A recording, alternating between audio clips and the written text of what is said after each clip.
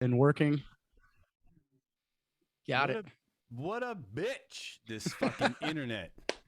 What a ride. So, all right, all that shit that we were talking about before. Yeah, where Uh were we? Just experience and connections and yeah, the so biggest. What was it? The biggest ability is availability. the best ability is Best availability. ability. So, yeah, so with all this stuff, man, like some peeps don't get it. And that's cool. And I don't want to force anyone to do anything that they don't want, but all these people that I've worked with over the years, you know, they will make their own moves and I will make mine, and there's been a couple of times over the years where I feel like I just had this vision that nobody in my life has seen. Everything I've done, I knew it. I knew it all since the very first day that I got my first guitar. It's fucking right behind me. And I just knew, man. I knew what was going to happen. I knew what I was going to do. And not everybody, it's just like everything, man. It's not that everybody doesn't have some of what it takes, but almost nobody has all of what it takes. Mm. It's even in other stuff, like it's all about being the total package, right? If Like you're, somebody, there's, if you're not, somebody is. That's always the case. yeah, dude. Like there's things that I'm not fucking perfect at, and because of that, other people get gigs that I might want down the road, and it's whatever. I didn't cut it as Angel Vivaldi's bass player, but whatever, and to be honest, like yeah, that guy's famous as all hell, sort of, like he's got his own kind of thing, but like the type of stuff I want to do, he doesn't do anyway. So it's like, all right, yeah, I didn't No, you get guys are that different, gig. different roads, totally. Yeah, I didn't get that gig, but I want to be a touring musician, and he doesn't give a shit about touring. Like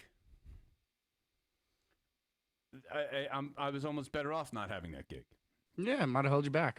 Yeah, I mean, like, Every step you've made has been a step towards a bigger picture that you've always had in mind. You've always been driven as hell. But one of the things I admire about you, man, you will put the horse blinders on and focus on what needs to happen. And a lot of people get distracted by everything that this scene will give you. And there's a lot of perks. Even on a local level, you get the perks of the free drinks, the girls, little things like that. And you know what? Like it's all fun and all, but it gets old and it gets in the way of the big picture.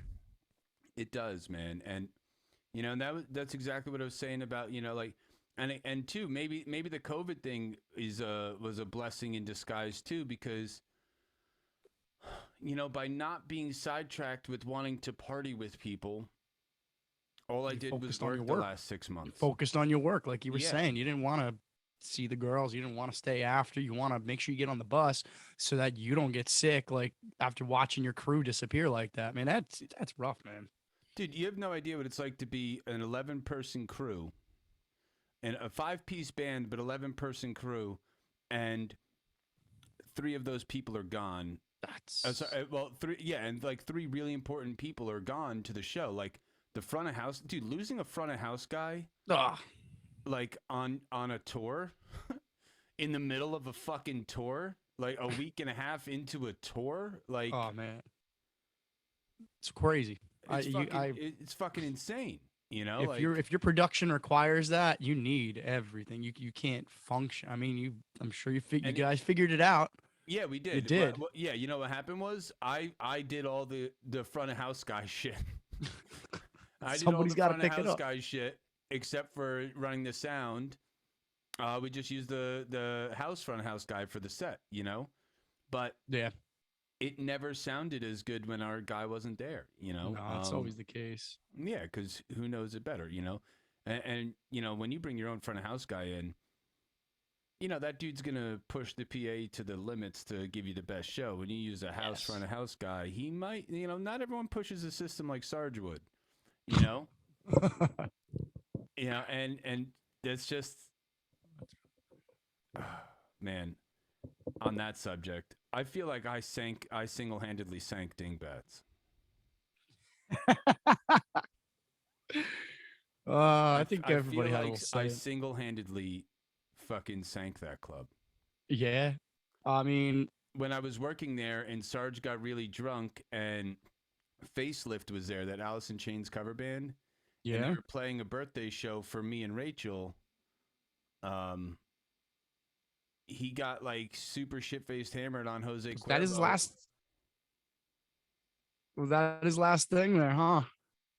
Yeah, he got super shit faced on Jose Cuervo, and he threw a stool, and he almost hit the singer's wife. I do remember hearing this. And I had to Yeah. grab him and throw him out of fucking dingbats, dude. And he like went end over end.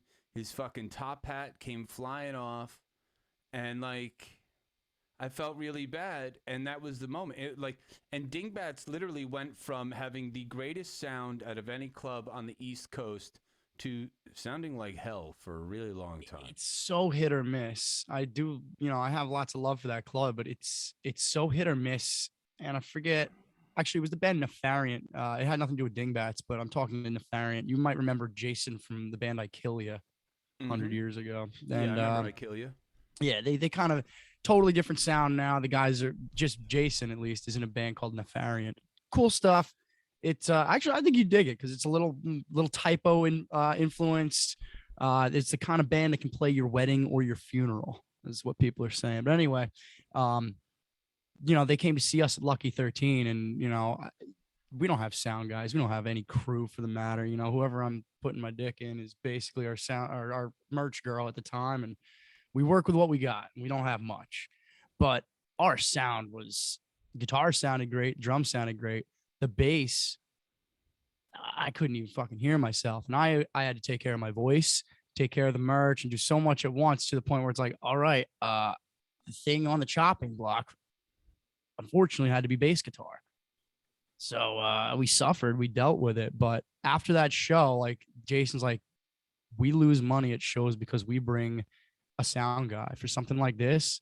We had a film crew filming stuff, and a lot of those videos, you're not going to hear the bass. There's a lot of roles that we're writing on these new songs where the bass is doing some cool stuff, and it's just not punching through live at that show. So we've been looking, for our July shows, we're looking at more of a crew. We're looking at a sound guy to travel with us for 2 shows we got going on. Well, Just you could always kiss that whole scenario and uh, just do a single take of your bass all the way through, and that way it's still like a live take. Um, oh, I know I could for and the then you can, videos. I can just to like for the videos. Don't worry, for, you'll hear the before I put them out. You'll hear bass on those videos. yeah, because like, dude, it is what it is. Like in this world of 2022, right? It's all about production, Exactly. and You so come. Anybody can come see us live and see for the. We're not fake. We can play everything you hear, but sometimes I might have to doctor something to release it properly. Yeah, we don't play to a click live. Unfortunately, I really do wish we did. For numerous benefits, but I can play to ourselves to at least, add the bass to those videos because it's just not there. yeah, and like everything is all about production. So like everything I want to do with bands like Alex or that I wanted to do with bands like Alex when I was in the band, or like I wanted to do with the real ones or any of them, like a lot of this Production. stuff that I want to do, or they're not the real ones. What are they? The real one and the How You Doing band. Um, like I want, you know, it doesn't it doesn't work to go up there like a garage band anymore. No, It just that doesn't. raw. That unless you're doing like some of the punk stuff I've seen where it can fly, but even still, the No, production not level on really. that's Even increased. still, not really. Like why did Darrow work? Right? We didn't show up there with half stacks. We didn't show up there with combo amps. We showed up with fucking full stacks and turned them all the way up. That alone, that like Yeah. having that production, like not to judge anybody that we saw at that Dingbat show, right? But like, there's something to be said when you go to see Zach Wild and he has a wall of amps behind him, and It's then you go impressive. and see a band using a fucking Helix and a PA speaker for guitar. It goes just seeing it, like you say, presentation, man. Yeah, and like, so a lot of what I want to work with Alex on is teaching her all the things that I've learned about production. Now, production costs money Yeah, for sure, yeah. But but it there's also cost. raises the equity of the band. It raises the equity, and it it may not necessarily be cost effective, but there are more cost effective ways to do things. Like let's say lights. We have a sick lighting rig that we bring on the road for Nita Strauss. Yeah. Um, we don't own it. Rent. Yeah, we rent it. There you go. There's a Like cost. There's a cost reduction. there's a You cost guys, and you reduction. have a There's a light. cost reduction to a degree, right? Like the spotlights that we use, I think, are 10 grand a piece. Woo. Yeah, and it's like, all right, and on this last Black Label Society tour, we had 8 of them.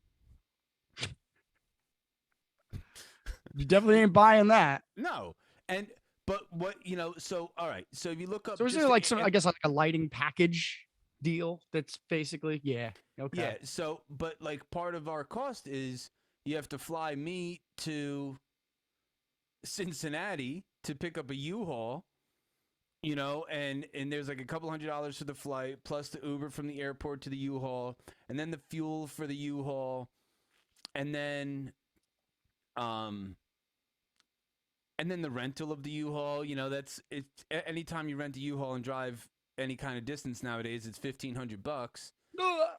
But yeah, oh yeah, dude, I know, it's man. $1,500 for a U-Haul nowadays. Like it ain't no Ugh. it ain't no joke, dude. Last And time I did any traveling was like January of 2020. So I'm still like in dude, shock when I think about it. Think about it. from March of 2020 on, man, once everyone started exiting California and everyone started relocating in the pandemic, that was such weird emphasis. Relocating in the pandemic, relocating in the pandemic. Ever since then, U-Haul has skyrocketed their prices because everyone wants to get the hell out of Demand. the cities. But yeah, and but if you take into account, all right, it might have cost the boss, a couple $1,000s just to get the lights to New Orleans. It still wasn't $80,000, Yeah, and no, that $80,000 was only the spotlights. It wasn't all the par cans. It wasn't all the no. washes. It wasn't all the other stuff. It wasn't the fog machines. So like, it wasn't the lasers. Yeah, And does it's this doesn't come with an operator, does it? You guys have your own tech for that, I imagine. no. We You have to hire somebody or we make hired somebody into one. someone to program it, Okay. and And then so that's synced to your we click. run a laptop with a Pro Tools session that has all like the in between. It's mainly just like the in between stuff. Yeah. In between songs, like the sound effects and all the synths and That's, everything in yep, little between. transition stuff. There's a couple of like guitar harmonies, like when Nita's doing like a run, there'll be a harmony. It just plays over the PA. Yeah, you guys are playing to Or a Dave click so that you Draymond's can add all vocals. those you can add Or all those backing tracks because she's playing to the synth or the drummer's playing to the click. Again, the benefits of playing to the click. Oh, yeah, so we have a click. Also, dude, if I told you some of the shit with our setup, Josh has never heard us in a single show. no, he's just He listens to the album. that's what he's playing to. Which is yeah, like so when we play Feed My Frankenstein live, he's listening to a live version of Alice Cooper do it. And that's synced to all your backing tracks and anything you guys are For doing and that recording. particular song, there is no backing tracks other Okay. than the intro. There's like the whole intro of the song, that whole Yeah. sample, and then like you get the choir like Feed My Frankenstein. But then Feed after that, then it's just us. Yeah, you But don't like, need much. but most of the songs, it's only us. There's a couple of spots here and there. It's really just background synth tracks and stuff. Like Kat does her keys on the album. She might have like 3 or 4 tracks, but she only plays one of them live. You know what I mean? And then there's background synths that are just sitting there for ambience. Yeah. Um, that yeah, they just play over. Oh, that's all But the stuff like I want to do so bad, but you dude, know, all it takes is a laptop and and a you drummer know, who can play to a click. you know. I know, you know. I'm not showing shade, but we when it comes to live stuff, we can't I just have to come to the conclusion some days that Thanatotic Desire collectively can't do certain things. So it's got me looking at the next project Well, already. yeah. So and that you gotta feed all your demons, and sometimes you gotta feed them at different restaurants, man. And that's just the way it is, you know. Ooh, good one. Yeah, like sometimes you gotta, you don't take your ex to the same restaurant you take your current girlfriend to. Like you just sometimes you gotta change it up because there's different tastes involved and there's different requirements, Different like. tastes, and you already know what that steak tastes like, but you don't know what the chicken parm at that place down the street tastes like until you go and eat that freaking chicken. Dude, you can eat pizza, right? But there's a difference of New York pizza and then And anything Chicago else, pizza, that's not pizza. and that Chicago pizza is pizza. You shut your whore mouth. It's a it's a pie. It's Listen, pizza, but so it's a listen. deep I got news dish. for you. I Sicilian household. All right, I was raised by My mother's Sicilian last name's grandparents. Angeletta. Yeah, so I got the Cavallaros and the Papalardos. There we go. And dude, listen, the pizza that they made that wasn't pizza that you ate in New York City, right? Not But American pizza. but there's like the Italian and Sicilian. Like I'm not saying Sicilian like a square pie. I'm saying like Sicilians from Sicily pizza. And then there's New York pizza. Then there's Chicago pizza. Then there's one of my favorite pizzas, which is Christie's or Cristaldi's pizza. There's like two companies. It's like McDonald's and McDowell's. Up in Salisbury Beach, Massachusetts, and New Hampshire, Hampton, New Hampshire. There's like this weird New England pizza there, pizza and then is banging. and then you go into like Tennessee, and the only pizza you get is Little Caesars, Pizza right? Hut, Or Domino's. yeah, like that shit. And it's That is like not pizza. right, agreed. And so it's they're all that same kind of food, but they all reach out to different tastes. Oh yeah, I need to eat some new pizza. I gotta meet Yeah, some and some like pizza and that makers. yeah, and that's all it is, man. And hopefully, like listen, not everybody sometimes bands will get offended when you go off and do your own thing, but like that's just their own insecurities, man. Like Nah, with my guy, I've jump shipped, not necessarily jump shipped because I never lost or put away Thanatotic Desire, but I did a live gig with Darrow. I did gigs with Lethal Affection. I joined the Pain Method. I was you all did a over the gig with place. Darrow? Yeah, I did before your time. I was their bass player for the Ricky Rocket, the first Rocket Fest. Wow. Yep. Yeah, We so are that is that both. technically part of the same Darrow family in that sense, but then I don't know what, it just wasn't a good fit. I don't remember what it was, but then they got Mikey shortly after that. So I guess it was like right after Doug. Was Doug the bassist? well, Or he's a second guitarist? he was on that first tour, on the first Darrow US tour. Doug played bass. Right. Okay. So it must have been Um, shortly after that where he either moved or stepped down. I don't remember exactly what happened, but they needed a guy in like a week. I had right. like a week notice to learn some Darrow songs. It was a lot of fun playing that stuff. I'll give it that. Yeah, dude, when I went from busting my ass in Darkness Descends, and then Take a like step really, back and really, really, really having to be on point to play those songs, right? Like I had to use so much brain power in the average Darkness Descends show just to get through a set because I was just, when you listen to those songs, you think, oh, this dude's just chugging away. No, dude, there's like so much stuff that goes on. This shit was pretty progressive, and like, And even if I was just doing chugs, the chugs were so progressive and like breaking the fucking meter. Like you I had to pay attention, right? And then I go Oh, no and get doubt. into Darrow, and it's just like, oh, fucking power chords and fun and rumping. Yeah, that's what I liked about it too. Because I was the like, you know, Theatonics all staccato riffs. Everything's yeah. staccato. And then Darrow, it's just like I'm like, oh, this is there's a groove. I can get into a pocket with Matt. This is cool. Oh, hey, the other question I wanted to ask you is what do you use when you play bass to play through the computer? I have the Neural DSP Dark Glass Suite that I'm playing through for some tonage.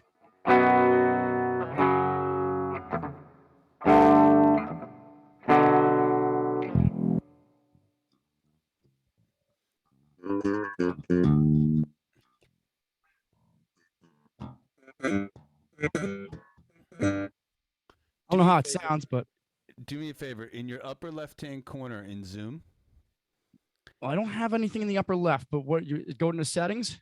yeah, maybe. Well, all right. So, yeah. Oh, you might have to Settings. go. Yeah, go into settings, and then let's see. Let's see where it is nowadays. My Because you have settings to are. do this thing called turn on original sound. Oh, Otherwise, you get the noise gate. So for me, it's under preferences, and then let's see. audio. I think. Yeah, oh yeah, audio, and then you'll see under music and professional audio, there'll be a little thing that says show in meeting option to enable original sound. I see that. Click that and the three things underneath it. High fidelity music, stereo audio, echo cancellation. Right. So now when you close that, in the upper left hand corner, you should see original sound on or off. I see that. So Ah. now when you click original sound, now, like just now when you were Oh. playing your bass, if it wasn't loud enough, I didn't hear it. But now if you play it, yeah, now I hear everything. It doesn't cut out. I'll teach There you we how to go. zoom. Yeah, Zoom's beneficial, and one of the things when I every time I mention this, I watch you cringe. But when I was considering the School of Rock, there's the cringe. There it is. When I wanted to build up the Zoom and build up lessons, and Zoom is the spot for lessons. So I'm glad Well, I get I'll this tell you right working. now, I I went to when I first moved to California. That's when I started teaching online because I took all my in-person lessons and I moved them to online and I started teaching. You And no I had a choice. couple of I had like of a handful of students that I'd done online before, and I used to do different things. I would do FaceTime. I would do Zoom. Oh no, Zoom wasn't out yet. I would do FaceTime, Skype, and Discord. Skype. Oh And man, Skype should be killing it right now. dude, have you seen the college humor of the Skype CEO? I saw some things about Skype basically, Bro. just the memes that came out between Skype and then Zoom, just kind of being like, "Yo, what up? Look at me, I'm captain now." Well, because I'll tell you right now, I did a lot of stuff on Skype, and like Skype, I would constantly have to restart the lessons because the longer that the call went on, the more and more the audio and video would degrade. Oh, that And the sucked. only way to fix it is to Reset restart it. the Skype. Was there like a cache that got weird? Yeah, and and then once Zoom came out, and I learned about Zoom in the pandemic when School of Rock We all did. switched to it. Zoom fucking. I will never go back. I will never teach on anything other than Zoom ever again. And No, in the fact, pandemic killed Skype, and Skype should have thrived in it. But you know, they should have. But you know what, dude? It's the innovator's dilemma. Trying to make your current clientele happy screws you on making your future clients happy, yeah, and that's what really happened is that future there was clients gonna help you grow. Current ones are always gonna be there. this Zoom allowed people to have meetings, up to from 100 to 1,000 people, man. Like, Yeah, especially with the colleges, that's where it really blew up. You yeah, take all like, those online courses, boom. yeah, dude, The and whole like, room. and so I have my own. I ever since the pandemic hit, since that March or whatever, I have been paying for Zoom every single month. Oh yeah. Yeah, I pay for Zoom. So Zoom is free, but I pay for it so that way I can do all of the things. That way I can have, 'Cause I didn't even know there was a multiple. premium Zoom. Yeah, yeah. Well, so like when you do a one-on-one with Zoom, there's no limits, I don't think. But when you Okay. have more than one person, you're limited to like 45 minutes or something, Okay. and like shit like that, and like you're not able to record or do other things like that.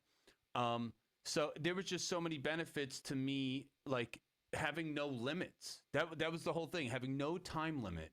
Nah. Um, Freedom. a lot of my lessons, even though they're only supposed to be an hour, I wind up being on the horn with kids for like 2-3 hours. Yeah. Well, Yeah, and you're a good teacher, and if you see that they need something or something worth it, you're gonna do what you got to do to keep them my going. biggest selling point that I try and tell everybody, as long as I don't have a student waiting for me,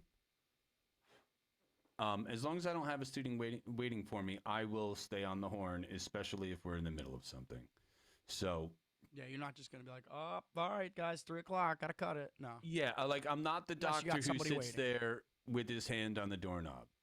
I've had that experience so many times in my life. Like you're trying to talk to a doctor and he's just got his hand on the doorknob. He's like, yeah, all right, and then like leaves, and it's like, That's the worst feeling. yeah, it's the worst feeling, and like nobody wants to feel like that. Like, so, and I did a lot of therapy and shit growing up, and I just always hated that. Like, if you're in the middle of something, all right, time's up. It's like fucking what? Like, Yeah, I tried to convince my old boss, like, you should pay me by the job, not how long it takes me to do it. Like mechanics, they get charged. It's a 6-hour job. They do it in 3. They get paid for 6. yeah, it's In that sense, called it's it's called task. yes. Yeah, I got paid when I was doing yard waste and garbage man stuff for the village of Ridgewood. We got paid on task. So when we showed up to work at 5:30 in the morning, if we did our routes and we were done by 7:30 in the morning, that's it. We went home. Yeah, the And we job got is the paid for job. 8 hours. That's great. In this case, with teaching a student, it's beneficial more for the student because, like, all right, you know what? If you're like you said, if you're in it, you don't want to just cut it short just because the time's up. You want to complete the lesson, and if it takes a little longer, or I doubt it happens in some cases, but it might take less. In that case, you can always move on. If it's done in 45 instead of an hour, you do 15 minutes of some other stuff that Dude, might I've turn been into studying for 20, 25 fucking 30. years. You know what I mean? I've been Yeah, studying for 25 fucking years. I always have something else. always something else. Exactly. um, but hey, did you ever get that photo that I tried to show you? You sent to my phone? I did, but you know If what? you Here, did, look, I could do this. Oh wait, I I got nothing. Wait, what's this? The lights, yeah. So this two right light here. boxes. Yeah, that. Yep. So these Nice. these lights right here, right there. There's my bathroom door. Um, Gotcha. but yeah, see the two cameras set up with the two lights. Yeah. These lights, man, it's the best. I'm looking at one that I can put right above my monitor here because that'll come down at me like this, and it won't be as like sharp as this. It's a nice soft wide light. I also got like I got colored rope lights around my ceiling. That doesn't really do too much for the color. You can see a little blue accent back here. That's Yeah, from I got those a lights. little back here. I changed the chair. Oh, here it is. I changed the chair, but you can see like I have like blue lights and stuff. They go Yeah. back there. I don't Like, that really. stuff's all that stuff's all become so much affordable now compared to like when we were younger. It's Yeah, dude. unbelievable. LED strips are cheap as fuck. Yeah. Nowadays, And they but make these little just lights light. that I got, I bought them on Amazon, dude. And Yeah. like, the bulbs are gigantic. They're like this big, Ooh. and they're like those twisty GE bulbs. Yeah. I've only had one blowout on me. I don't really want to talk about that because whatever, but because I don't feel like buying another one. But like the lights last a really long time. They even lasted a fucking move from New Jersey to Florida. And yeah, with those diffuser boxes, it's great, man. If I turn them off, it'd be it's unfucking believable, dude. I hear that. Lighting goes a long way, man. Yeah. Oof. The first light, I was like, wow, now it looks like a cell phone. Now it looks just nothing. My light, Like, I got my windows open and it's a sunny day up here, so I got like some residual light that way. Actually, my stream without the lights doesn't look too bad. yeah, that's not too bad. Yeah, No, that's not bad. that's no Actually, I like lights. that. Yeah, there's no light. This is a little too sharp. I could probably turn that down a bit. Oh, I like that. Hold on, go back to the one you just had right there. I like the bluish one. That's the Oh, warm one. Yeah, I kind of like that one, but the not bright blue. Like the you had one that was really yeah, like that. that's That the one. one. Yeah, that's the pure white light at the lowest setting. Yeah, I love that. I That's could great. really draw. I could really wash it out, and then fucking I'm. Whoa! Now I fucked that up. There we go. Yeah, Yeah, yeah. that's looking good right there. I like that. I like that a That's lot. looking good. I'd like to get some, maybe more like a rope light under here or down low actually to have some like. I gotta change. This is a fucking mirror. I got a step stool here.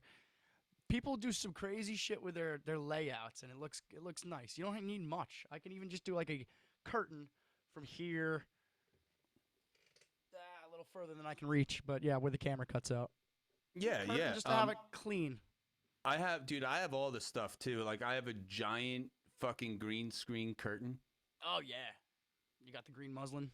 I got yeah, and I got the thing that goes on the back of your seat. Like, I got all those things. Yeah, I yeah. never use them. Nah, the green screen I could see being cool, but at the same time, like you got a cool thing going on. Like you're giving lessons. You got a tour poster. You got Dean's dressing room in the back there. You got Well, dude, guitars. so you want to know what the story about this? You just make that? No. Um, so one day, Oh, there's a hurricane in the back. yeah. All right. So what happened was, this is a great story. Um, the best thing about the family that I have with Nita Strauss is that if you mess up, you get your balls busted. You get hazed, but it's all in fun. Like, I've been hazed by people where you're like, oh God, like fucking is just too much. There's hazing But and there's just fucking assholes too. yeah, and so with them, so one day I was just like not paying attention. They do this thing where they're like introducing the members of the band. We have this one spot in the set, and I was like, my ears were fucked up, and I was just like, standing there like fixing the in ears, and I wasn't paying attention. I was standing right in front of Josh, Oh. and so Nita made a comment. She's like, Josh, blah, blah, blah. And then she goes, and center of the stage, here's Dean. And I was just like, You gotta look around like, uh-oh. uh-oh. Like, I've never heard that before, right? And it's because I was just like, it's just a thing. I should have just been more aware. It's not like, whatever. Take But a couple steps back, whatever. yeah, like off to the side, whatever. But I was just like, there was something wrong, and I was just like not thinking, and I was just like fixing the things, right? And so like I was standing in front of the drum set, in front of Josh, while Yeah. he's being introduced to the crowd, and so they started making these jokes, and it's like the tour manager that we had on that one tour, he was fucking perfect, dude. He the next day, the day sheet that got sent to us and like put up, because we have a day sheet in the front lounge of the bus, the back lounge of the bus, in the dressing room, in the boys' dressing room, in the girls' dressing room, and then it had my fucking logo on it. and, like, and then like for the Houston show, it was the boys' dressing room, but they set this up. And so the tour and like everyone, everyone's busting my balls or whatever, but like Nita was the best in all of that. She goes, that story about Jim Carrey where he wrote himself his $1 million check to like manifest his success? Yeah. And I go, yeah. She goes, that's what I think of when I see that day sheet. She goes, I feel like it's just the world manifesting what's going to happen. Like, yeah, you might be in my band now, but this is the future for you. And I was like, holy shit, dude. She like, is amazing. Wow. dude, she's the best, dude. She's she's I'm literally really the glad queen of respect. I'm really glad she is that good of a person because I read the interviews. I see her on TV and stuff. It's like, wow, she really is great. But you never know. You never know. Everything you see is perception. It's what they want you to see. That's great. For her to not lose her shit on that That's and to hilarious. like laugh about it, I was like, fuck yeah. And when I told them, I was like, yeah, guys, I'm like, that's right behind me when I on my wall. They're like, really? And I'm like, yeah, dude. Like, It's a place to be. yeah. And yeah, and then I got the Black Label Society poster here, Anita Oh yeah. Strauss poster here. I got Black Label, where is it? The passes and shit like that. And I got other posters and shit on the wall. I just have no way of showing them. Yeah, no, but I'm just saying, like, out of all streaming setups, this isn't bad. You're not. I don't know if you're not streaming. You're just doing your lessons. Yeah, from I the just studio, I right? will eventually be streaming. And then when you Nice. get this shot rather, you get like the other guitars in the background and shit like that. Looks It's cool. not perfect, but No, but it's good to have. Like, what else is a musician gonna have in the background? Oh yeah, guitars. yeah, exactly. And that's why I have them here. I do have behind me. I have 1, 2, 3, 4, 5, 6, 7, 8, 9, 10, 11, 12, 13, 14, 15, 16, 17 guitars and 3 basses behind me. That's it. I know, right? Another thing, dude. So I have these basses.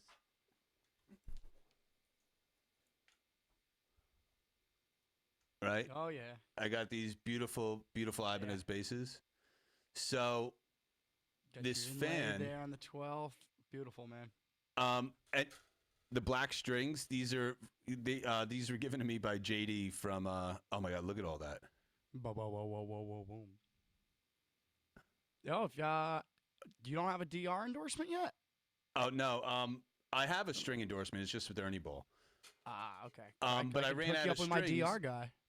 Well, I ran out of strings, and JD from Black Label, he gave me a few sets of strings just so I could get through the shows. So some of them they have the black, but yeah. So I have these, and a fan. I have 2 of these that are identical. Yeah, exactly. Yep. Yeah, just you got those wimpy 4 strings, but whatever. Hey man, Cliff only needed 4. Um, yeah, That's always been my thing.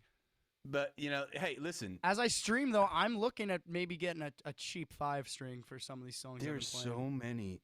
This has gotten so fucked up now. I'm just seeing all these scratches. Oh yeah. No, you don't wear rings or anything. What are you No, wearing live? with a pick. I play with a pick. Yeah, And I that's punch what it my is. bass. That's what it is. Um, It's better than cleaning all sorts of dead skin out of your pickups all the fucking time. so a fan gave me this.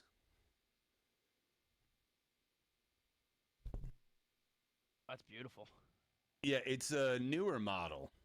Wow. This is like the newest model of the BTB. Obviously, I have to zoom out for when I do bass because of the CLA. The neck. But yeah, dude. So like, I got this new one. I love the neck through. I love the paint job on that too. Seeing the neck through on the natural wood, beautiful. Yeah, I love that. It's weird to have. Oh, it's upside down. It's weird to have a. Where is it? Oh my God, I don't have room No. to have a bass that I've signed. That's so cool, dude. Right? That's so cool. Yeah, I signed it for a fan, and then a couple shows later, he gave it to me because I wanted to have. I needed a third bass. Because my 2 that I've been using, they're a little beat up. And I just wanted to try and get my hands on one more, and because of supply chain issues, there are no fucking BTBs that I could get my hands on. Like Ibanez has like an all black BTB that's out, that's coming out or whatever, and just with supply chain issues, I wasn't able to get one. And this fan bought the last BTB 5-string from fucking Sweetwater. Holy shit. So he gave it to me to use until That's and incredible. I told him, I was like, listen, I don't really want to take this. He goes, but I want you to use it. I go, yeah. But I go, in order for me to use it, I'm like, I got to rip all the guts out of it. You know that, right? He goes, what do you mean? I go, I don't use those active preamps. If you look at mine, You I got your ripped own them stuff out. now. You got your own line of pickups now, right? Yeah, and I just got my own line of like bass pickups too. So, but see, Mm-hmm. I took the whole preamp out, and then it's this pickup goes to this volume knob, and this pickup goes to that volume knob. Okay, so you got dual volumes instead of a blend. Yeah, and originally it was a volume, a blend, and then a switch to turn Active on and the off, active maybe. on, and then like the three Three band. EQs. What are you using for a preamp in that? Nothing. Nothing. Okay. Passive. Yeah, so that's a real big thing for me. Oh, you're a passive boy. Yeah. I never knew that. So back in the day in Darrow, I used to use EMG pickups, Who and I didn't? used them in Darkness and all these other bands, and I used a lot of EMGs. But then when I was on the road with Darrow, like your batteries die at the worst fucking time, Yup. and even on this Winter Wasteland tour, at that Denver show, which was just a 3-piece without our front of house guy, I was sitting there playing, and I was like, man, why does my bass sound fucked up? So there's this one spot in the middle of a song where we all run off the stage for a drum solo. So I run off the stage, and I swap basses, and I come back on. And if you didn't pay attention to the fact that the first bass had a rosewood fretboard with my logo, and the next one had a black fretboard with the logo on it, like if you didn't just catch that one little thing, you'd never know I switched basses.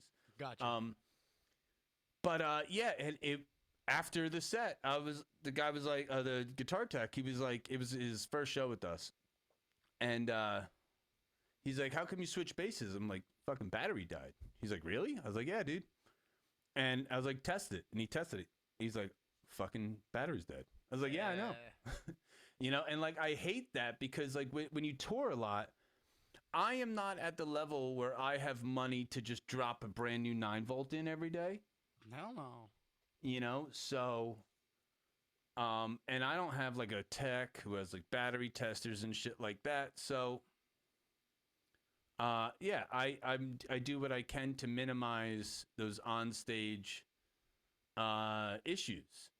So I prefer passive pickups on everything. And these pickups that I designed are basically PJ pickups. That's what you were telling me. Yes, it's a P-bass as you pickup. saying this, I want to show you. Keep talking. I want to show you what. Yeah, it's a P-bass pickup in that soap bar in the neck, and then a fat jazz pickup again underneath that soap bar. So it's like having a sleeper. It's exactly that. It's exactly that, Will. I don't play this anymore because it just there's a million reasons why, but the pickup setup. Yeah, so that's right there. I have a 5-string version of that. I used to love that sound. Underneath so when I was playing for Alex, I did a music video with her where I broke the headstock off of one of my basses and off of my green BTB that I used in Graves, the one that Chuck used to use in Darkness. And the BTB just happens to be my favorite body design. It's not top heavy because that top horn is so long. Yeah, that top horn is so long. Dean. I can't let go of it on stage. It just dive bombs. Yeah, dude. Look at where this comes to, man. Yeah. Like, if your horn doesn't come to your 12th fret, it's gonna dive bomb. Then it does this the second you let go. And so for me, for all the reasons, this is one of the most beautiful fucking body styles. Nice. Not to mention, look at how thin that neck is. I like a good thin neck. You know what I mean? And is it tapered too, like up at the second fret? I like a good jazz neck. Like yeah, here it's really tiny, yeah. And then you can see. Yeah, that's like a jazz neck. I like that. And it's kind of cool. It's crazy on how big, like how long the frets are when you get all the way up there.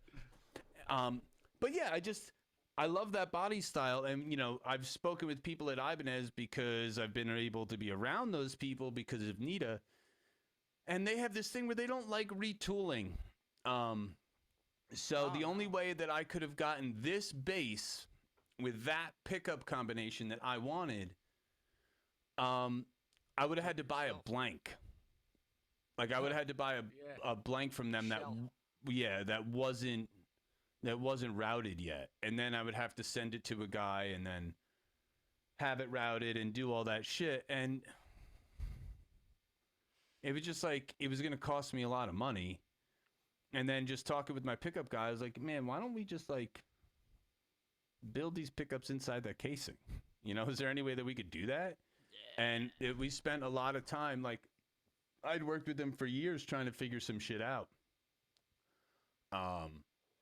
And we finally got it, man. And I couldn't be any more happy. Like, Nice. but when I broke that bass with Alex, I went to every single music shop around and I played every single bass.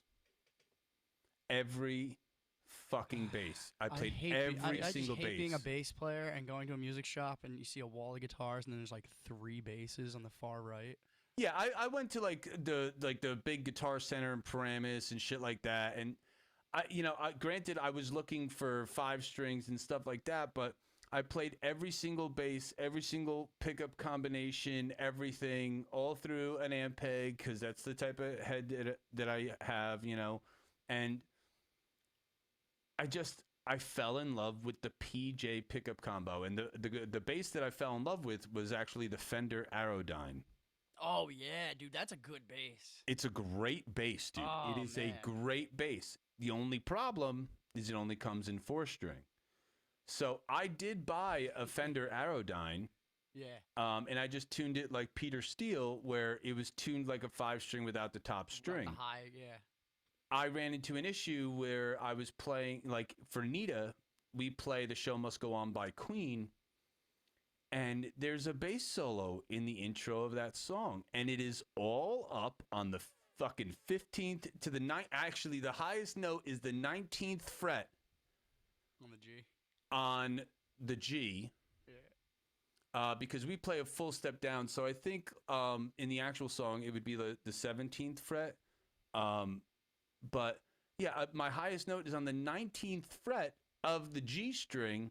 But then I also needed the low string. So I was like in this. Well, you always needed a 5, man. You've always been a 5-string player as long as I've known you. When you've got your guitars, you always got a 7 or 8 guitar, or 8 string. You always like pushing those boundaries, man. Well, I like what it is I like standard tuning because I've been studying music. Yes. And so when you use alternate tunings, what happens is anything that you're doing doesn't line up with any type of literature. No. So like when you play in like your drop C or like your C sharp standard or your drop B tuning on your 6-string guitar, good fucking luck trying to line that. Like if you don't know scales, like at the time I didn't know a lot of stuff. So if you don't know that shit, makes it really and then hard you to try and transpose it. Yeah, you try and use your, like like Slipknot tuning is B, F sharp, B, E, G sharp, C sharp. If you're not like severely fluid in like harmony and notation, you don't know how to do the thing in the book or on the YouTube video to line it up with your guitar or your bass or whatever. So like, it's playing a 7-string for me was because I loved low tunings, but I wanted to have like standard tuning for the purpose of learning scales, running scales, getting into that modal and harmonious philosophy and music theory, and like getting into all of that. I wanted to be able to do both, and so I got a 7-string. There you go. And that's what it really was. I think that's that exact mentality is why I'm probably gonna get a 5-string soon. Dude, you want to play? You'll be able to play a lot more funk. You'd be surprised how many bass players really actually use a 5-string. Like I'm seeing at least it more in and the more. studio. For what I play though, I'm always fine with like I'm a pretty fundamental bassist. I don't really go too out of the ordinary, and when I do, I'm up on the G.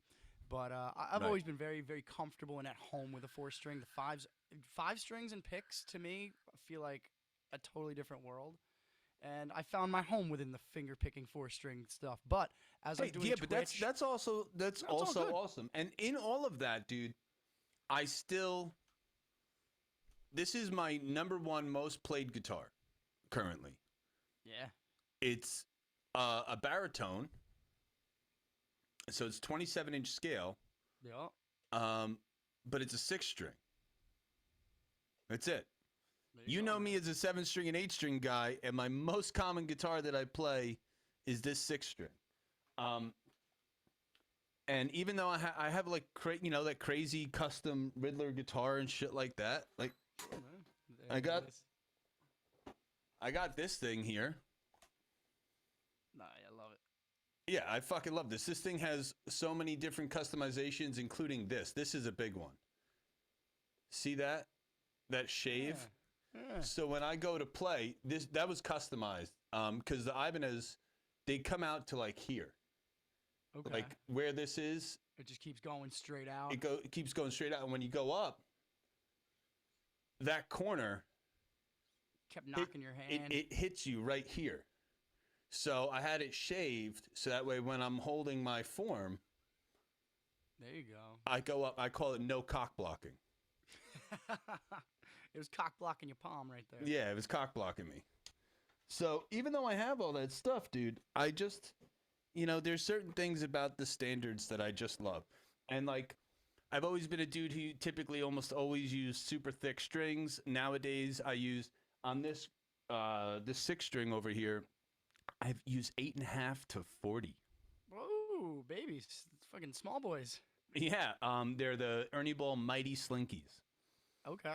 Um, and then I use most of the time I use hybrid slinkies, and all the variations of that. There's hybrid slinky packs, which is the tops are 9s and the bottoms are 10s. And then I use the 8 string version of those, which are the skinny top, heavy bottoms for the 8s, because it goes from 9s on the high E all the way down to an 80, I think, for the 8. But it gives you a 64 for the 7 string, which in most sets is a 56. And the reason why is because I play drop A, so I need that extra little bit of thickness. So like, yeah, and that's another reason why I like Ernie Ball is every time since the beginning of playing, I've loved making my own gauges. And You can mix and match whatever tailors you. Ernie Ball, they'll do that for you. well, Ernie But Ball also has all the fucking options. they have all the So combos. Yeah, they that's why already I think. have it. So like, Is it them? I think that's what my old guitarist Ben was using a lot of. Because even when I got the DR string endorsement, it extended to both guitarists if they chose to use DR, but they didn't care. They wanted what they wanted, and there you go. so these are those Yeah. mighty slinkies. It's Okay. 8.5 to 40, and then there's the hybrid slinkies, and then this is basically a hybrid slinky, even though it says skinny top, heavy bottom. Heavy It's bottom. basically a hybrid slinky, but just for an 8 string. Kind of like DR's drop tunes. Let me see. And I think I swear by I'm using these. them. The elixirs. Oh man, I remember using swear by those. these for acoustic. I would use elixirs for electric, but they don't have gauge options, and that's a big thing for me. Yeah, I've used those, the drop tuning ones. Yeah, I use these for when I have to do on my ESP. I play on a lot of drop tuning, so What are the gauges on that? I'm looking at them now. 45, 65, 85, 105, which is the same exact. Yeah, but they might be tight fit or tight wound or whatever the fuck they're called. The tight Round string. wound? No, it's like DR has this tight fit thing where I don't know if it has I remember what you're saying. a Yeah. tensor core.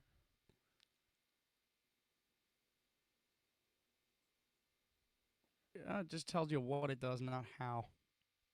Yeah, they might have that tight core thing or tight fit or whatever it is where even though they're the same gauge as other strings, they're like tighter and snappier. I don't know how they do that. It might be a thicker core.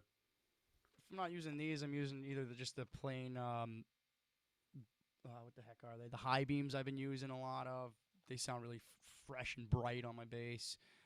And then when I do like some live stuff, I'll bust out the black ones because they're nice. We use green ones in the Turning of the Tides video. It's pretty cool.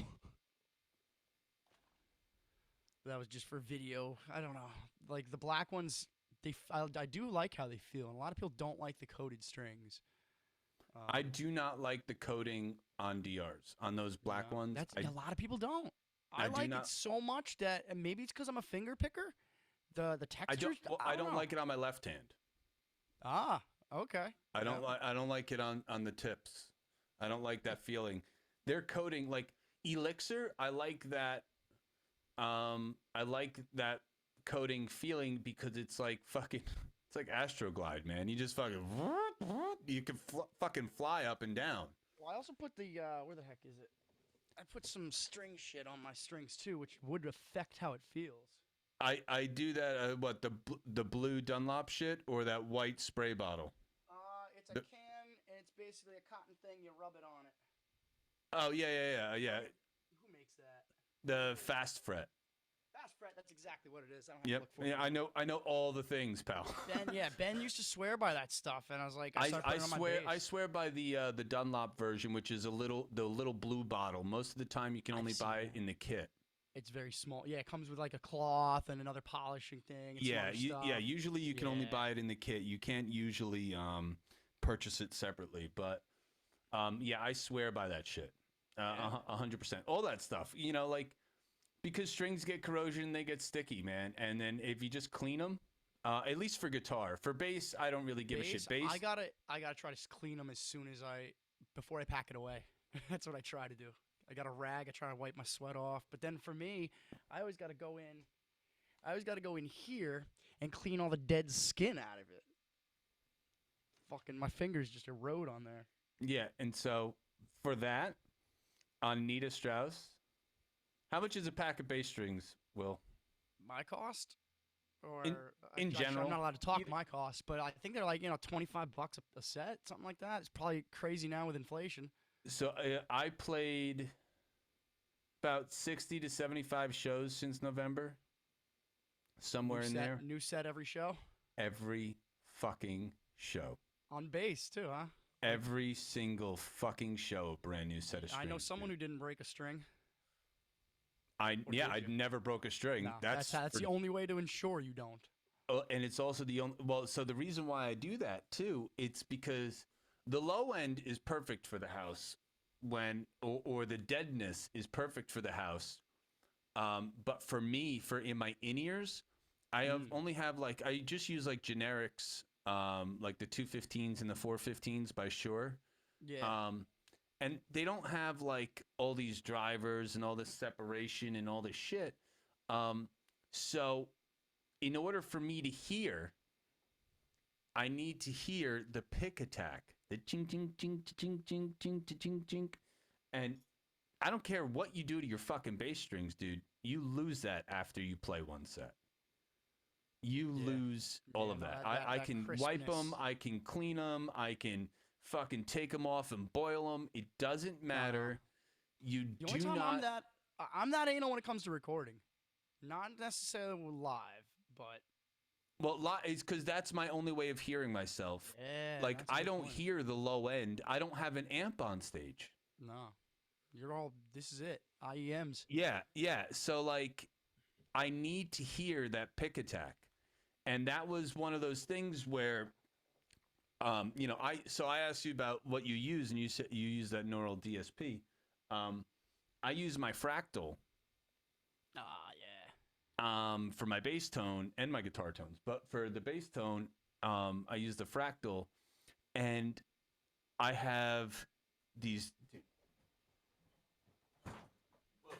Whoa. Hold on a sec.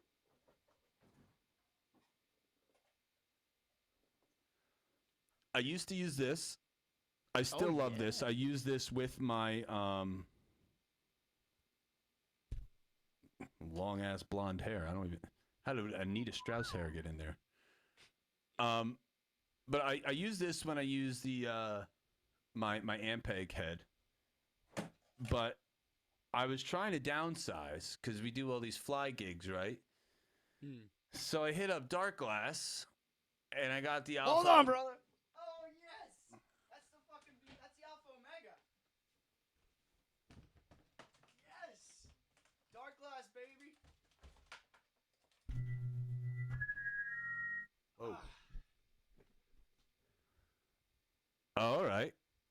Oh, is that the B7K? Ultra Bro, with the Kraken paint job. what do I have to do to trade you? Oh, unfortunately, nothing because you can't buy this anymore. Well, you can get an Alpha Omega Ultra. I mean, sorry, the BK7 B7. Ultra. Yeah, you can. You can So buy can you. that. Yeah, yeah. But I bought two of these, and I have two of these. You don't need to, do you? I don't need one. No. I don't like it. No. No. See, I got this with the It's intention of replacing this. uh-huh.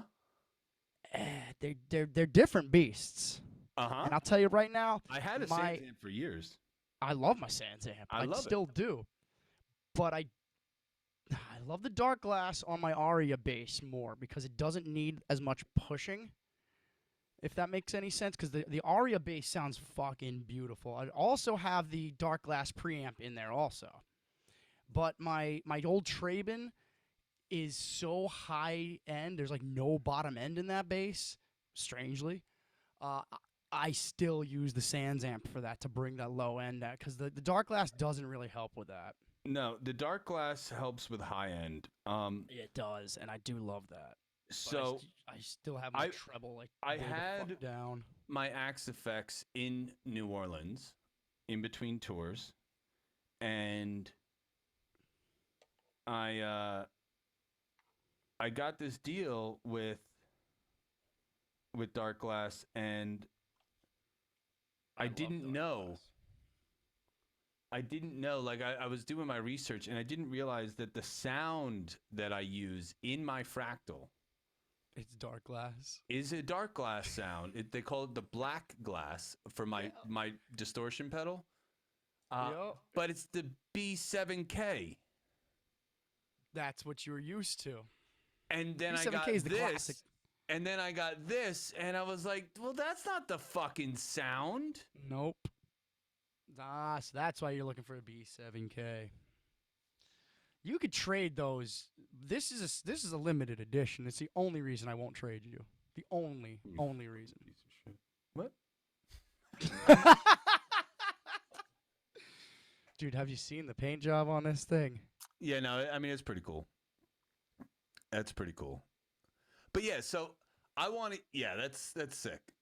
I got the back. They went as far to do the back. I got my name written. I got the Velcro because it's in the fucking my pedal board.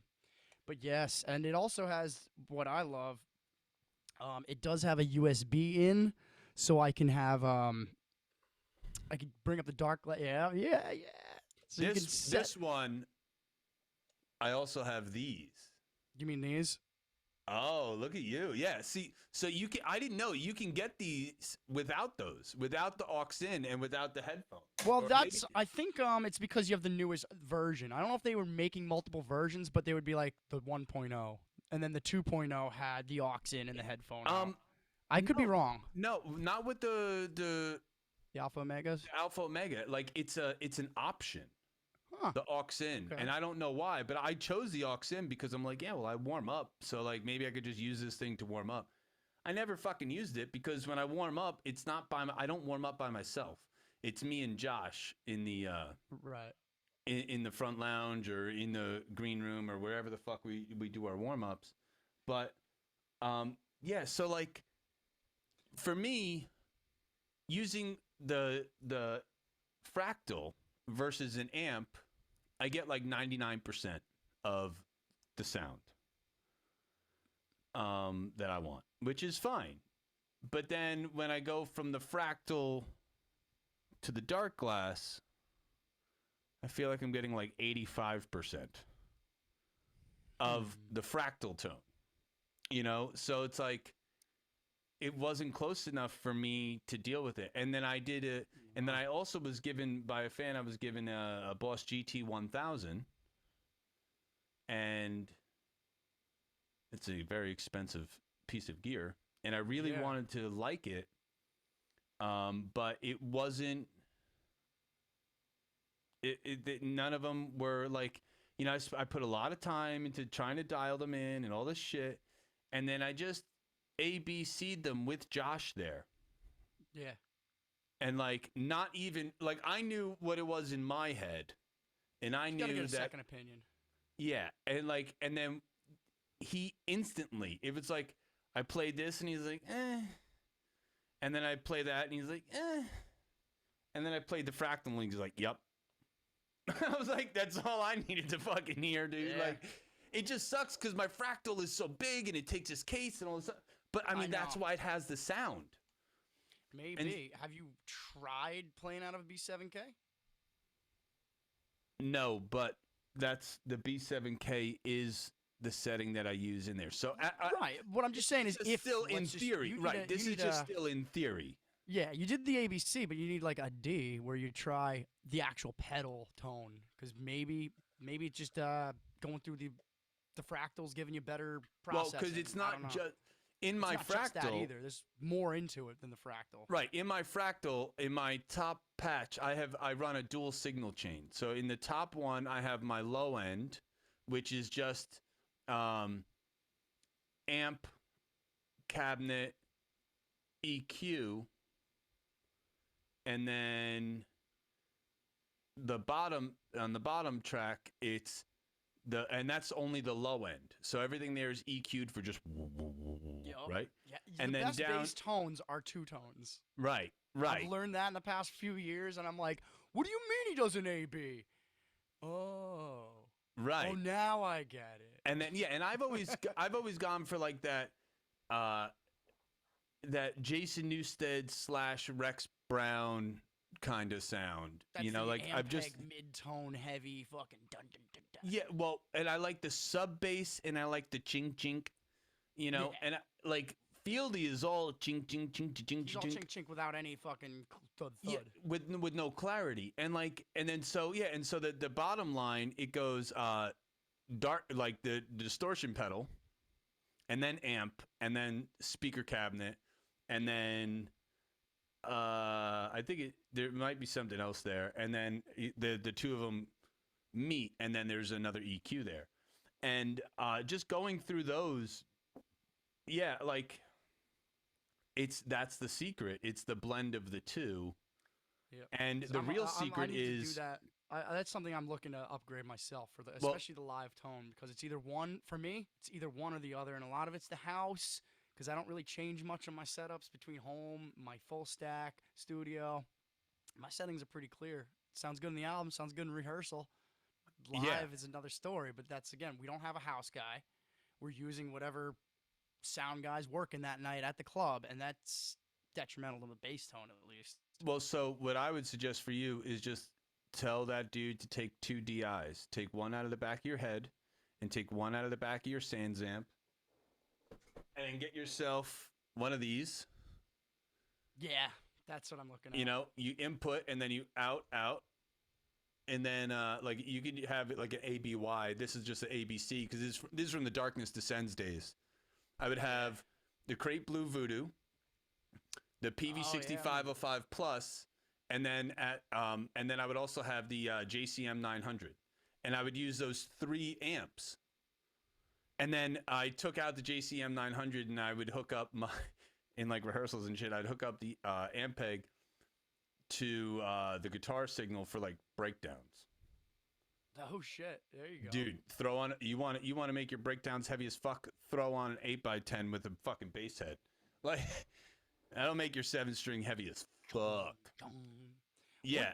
So you never really got to play with the Dark Glass Suite, did you? So when I connected it and when I opened it up, it like I don't know. None of the shit was there. Like there was like There's a whole bunch of like speaker profiles that they give you that you can choose from, customize and Yeah, everything, I and didn't then it fucking dude. syncs to None of the it out. worked for me. No, when I opened up Dark Glass Suite, it didn't like there were no IRs that were there, and like I just it got to the point where I was just like I don't know, this shit's not there. It's like whatever. So it just like worked with whatever was there. Maybe I'd be able to if I worked with the Dark Glass Suite if I could figure out because like when I put it on my laptop and hooked it up, there just wasn't anything for me to select from. That's odd. Yeah, well, it could That's be. I don't fucking know why, but yeah, like there was nothing there for me to select from, so I couldn't exactly change IRs or whatever, and I didn't put any. Like I didn't have time. Yeah, You know, like my I will pre-production. admit the dark glass takes some time to tune in, Same and thing with the it's fractal. It's just the problem is I sure. put the time in already. You already did that on the fractal, exactly. Coming into something new, like that's one thing I like about the Sans amp is there's no setup, man. You got your knobs, you fucking plug it in, you're good. Yeah, and You know? I had a Sans amp and Chuck broke it, and then I wound up buying that MXR distortion. But even still, when I use when like on the first Nita tour, I had the Ampeg tubed head with, and I just found a picture of it. Like my bass, I'd plug into a tuner, then go into a Dynacomp, then into the decimator. And I don't care if I play guitar or bass. That's I swear by that. MXR Dynacomp into the ISP decimator. Those two I fucking will take with me everywhere. I Um, I love the decimator when it's the necessary. I don't always best. need it. I don't always need it, but when I do, nothing comes close. It is the best. Yeah, and then I would go into out of the decimator. I would go into the MXR pedal, and then out of the MXR, I'd go into the Ampeg Classic pedal. And the Ampeg Classic pedal gave my Ampeg tube amp that sub bass sound that the Ampegs typically don't have. You know, they have good stuff, but they don't have the sub bass, like, you know. And so I would use that Ampeg pedal to get, and it was just like all this shit. And then I would have like a DI come out of the back of the head and then a DI come out of the MXR, and I would have the two of them. Sorry, the DI come out of the back of the head and the DI come out of the fractal, and I was A-Bing. That's what it was. I had the A-B switch. And on the first Nita tour, I had the Ampeg bass tone that was on the stage, and then I had the fractal tone, and then Sussy would mix the two of them. And I just do all of that inside the fractal. It's all it's easy. Steve Toth, Julius Caesar, man, he showed me in depth how he had his fractal set up, and same thing, man. He had like the black glass or whatever he called it. That's what that's what they call it inside fractal. They call it black glass. Because yep, I did some bass stuff for him for something, and we were trying to figure tone out, and I was like, well, this is my tone. If you want to do that, I don't care what tone you use for your project, but and he pulls this thing up. I was like, holy shit, dude, that's my tone. Hold on a sec. What the fuck is this? It was cool. But yeah, I mean, one of the things I want to do, like with the front of house stuff, and just I can put like specific speaker profiles on my Dark Glass suite that'll sync up to this, and when I put it into my direct out, they're not getting, they're getting a very custom direct out, which I like, but I've never really been able to use. Yeah. Yet. It is a thing when you gigs. It is a thing when you have to, you know, when you there's not just all the other stuff, but then there's the also actual application and then the ability to be able to use that, right? Yeah. If you don't have your own front of house guy and you show up to a fucking gig at Digbats and you tell that front of house guy, "Hey man, I need 3 lines for my bass," he's gonna fucking stab you. I mean, it doesn't even matter who it is, whether it's Steve Zing or some, I don't know the other Yeah, guys dude, there. Steve Zing. Zing would laugh at me. He'd be like, get the fuck out of here, man. Yeah. But in the same regard, that's the same dude who, when you ask him what kind of strings he uses, he doesn't know. You know? Oh, shit. I've actually asked him. I've asked Steve Zing. I go, "Hey, man, what strings do you use on your bass?" And he looks at me and goes, "Man, I don't know." "I don't even know." Because he doesn't do them. To be that kind of level. I know. I would love to be at the point where I don't know what strings I use. Jeez. You know? But yeah, like there's all these different things that that come into it, and it really just, music is an individual journey, and that's the whole reason why I Very love true. teaching so much, is because I know that even though, and again, this goes back to something we said early on, probably in the fucking other recording, that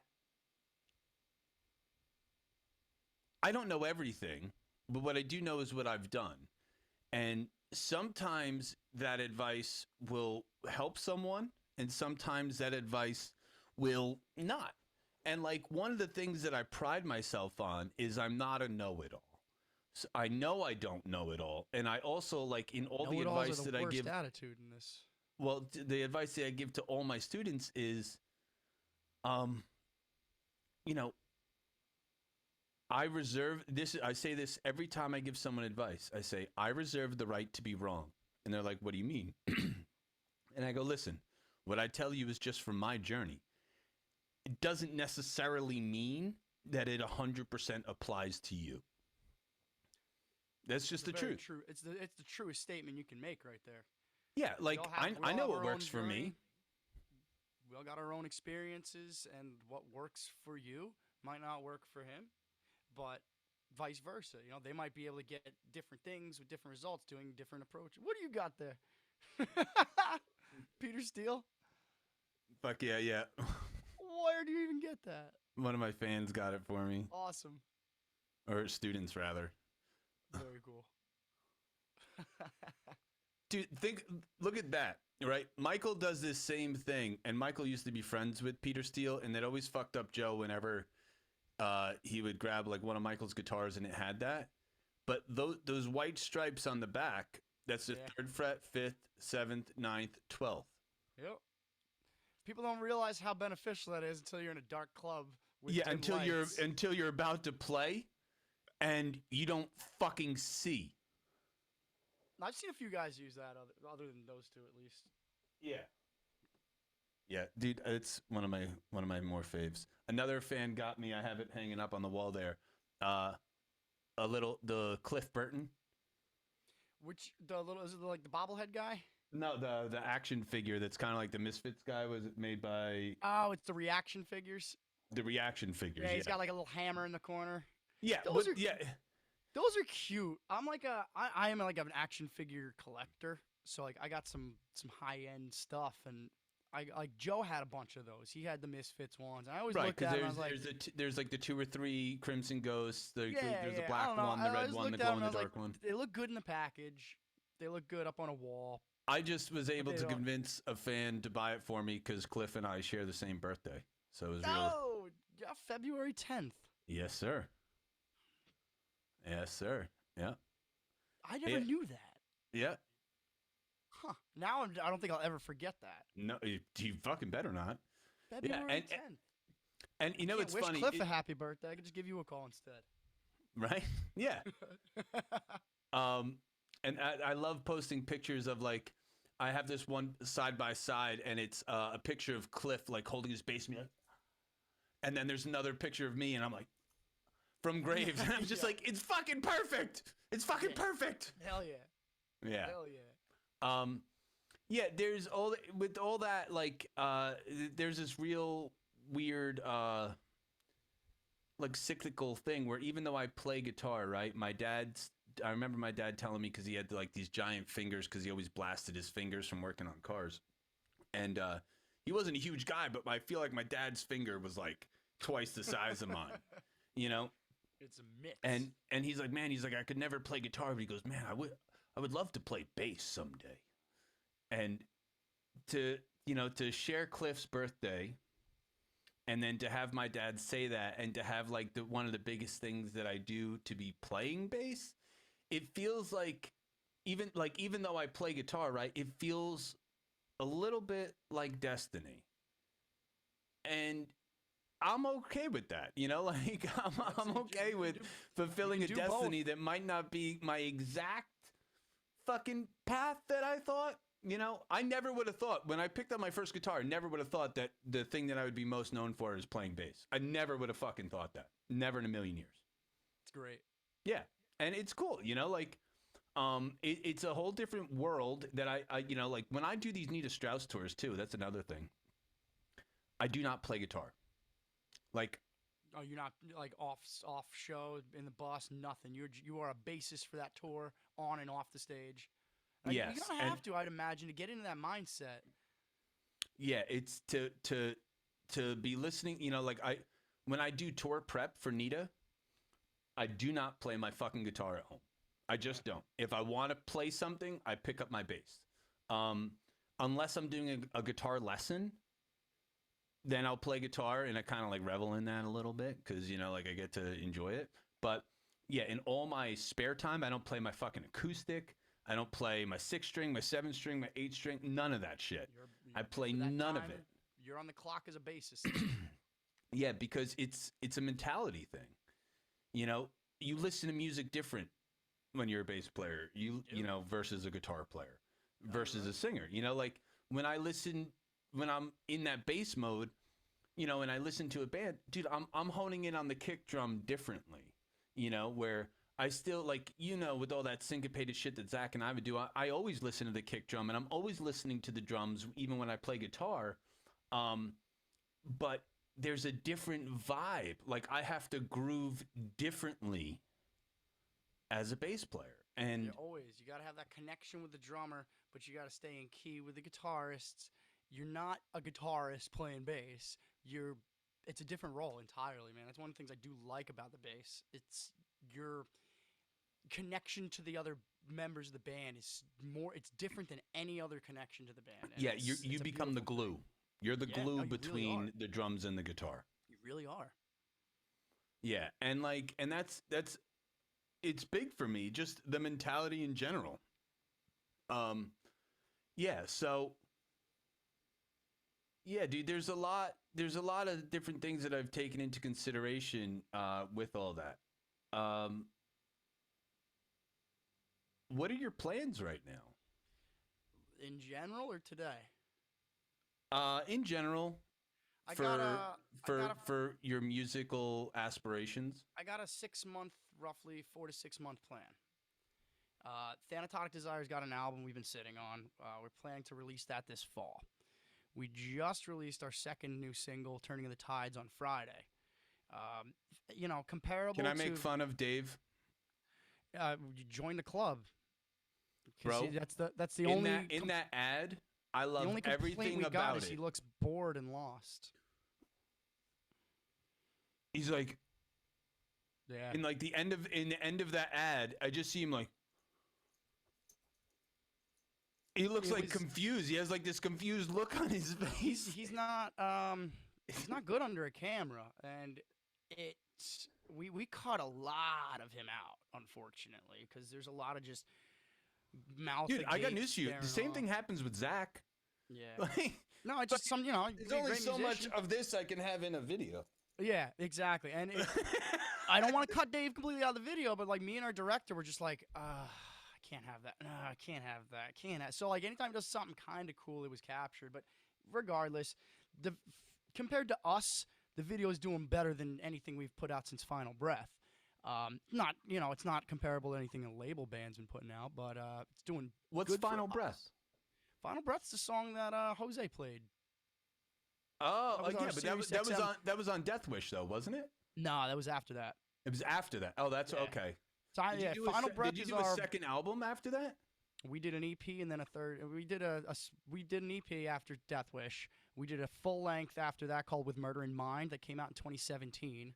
Okay, I don't even know And if I've even heard that, dude. no, that album fell on a lot of deaf ears because we had to cancel our tour, and that was when Ben shot himself in the knee with the arrow. I don't know if you heard that story, but Right. yeah. Yes. So that album, I got a lot of bad taste in my mouth about that album. A lot of the budget was spent in the wrong way, and the budget was my pocket. So instead of the Megadeth cover and the two other songs we recorded, we did a whole murder skit on that album, which a lot of people like it. I'm not a big fan of it. I didn't think we were at a point to be spending that kind of money on that kind of a thing. But we were talking to Battlecross's manager, Velda, at the time. And I remember the that band. moment I sent her an advance copy of that, the next day, I see. And this murder skit, it's we compromised. Me and Ben butthead a lot on that, but we spread it out to 3 tracks throughout the album. So like part one, you hear a scene. You hear a van pulling up, playing some old Thanatotic Desire. You hear guys' keys jingle. He gets out. You hear this whole thing, and it's well done. It is I well like done. that stuff. And he goes down into the basement. And you start hearing some muffled screams, and then boom, kicks off into the first song. Then in the middle of the album, we continue that story. It used to be just some like 6-8 minute long thing. Then I was like, no, we're gonna chop it here. We're gonna chop it here. We're gonna spread it out.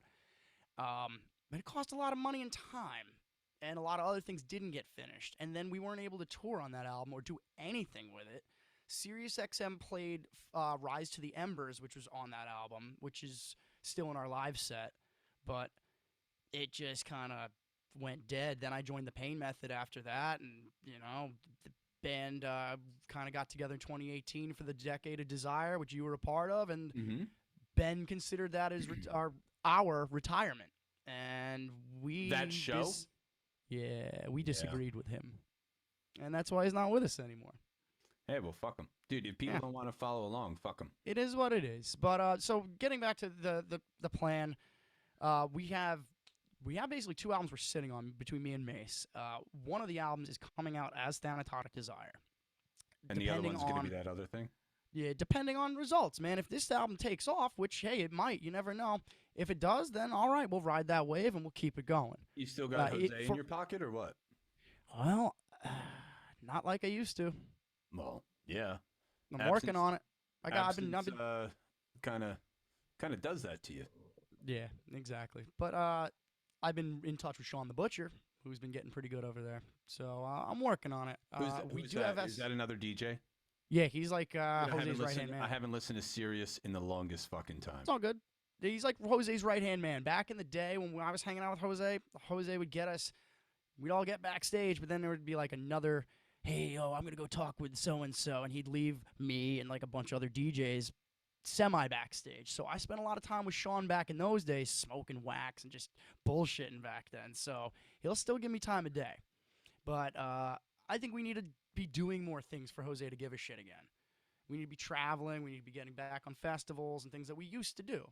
So Things that cost money. things that cost money, but you got to back in when we were doing it, it really didn't cost us that much. But the tours nowadays cost money. Exactly. We're focusing on regional for the time being, unless we get a good buy-on opportunity. We'll cross that bridge when we come to it in the fall, which is getting a little late to be planning. But anyway, the general plan, because Generation Kill's going on tour this summer, we're gonna miss festival season, so I stopped applying when I found out they were going on tour.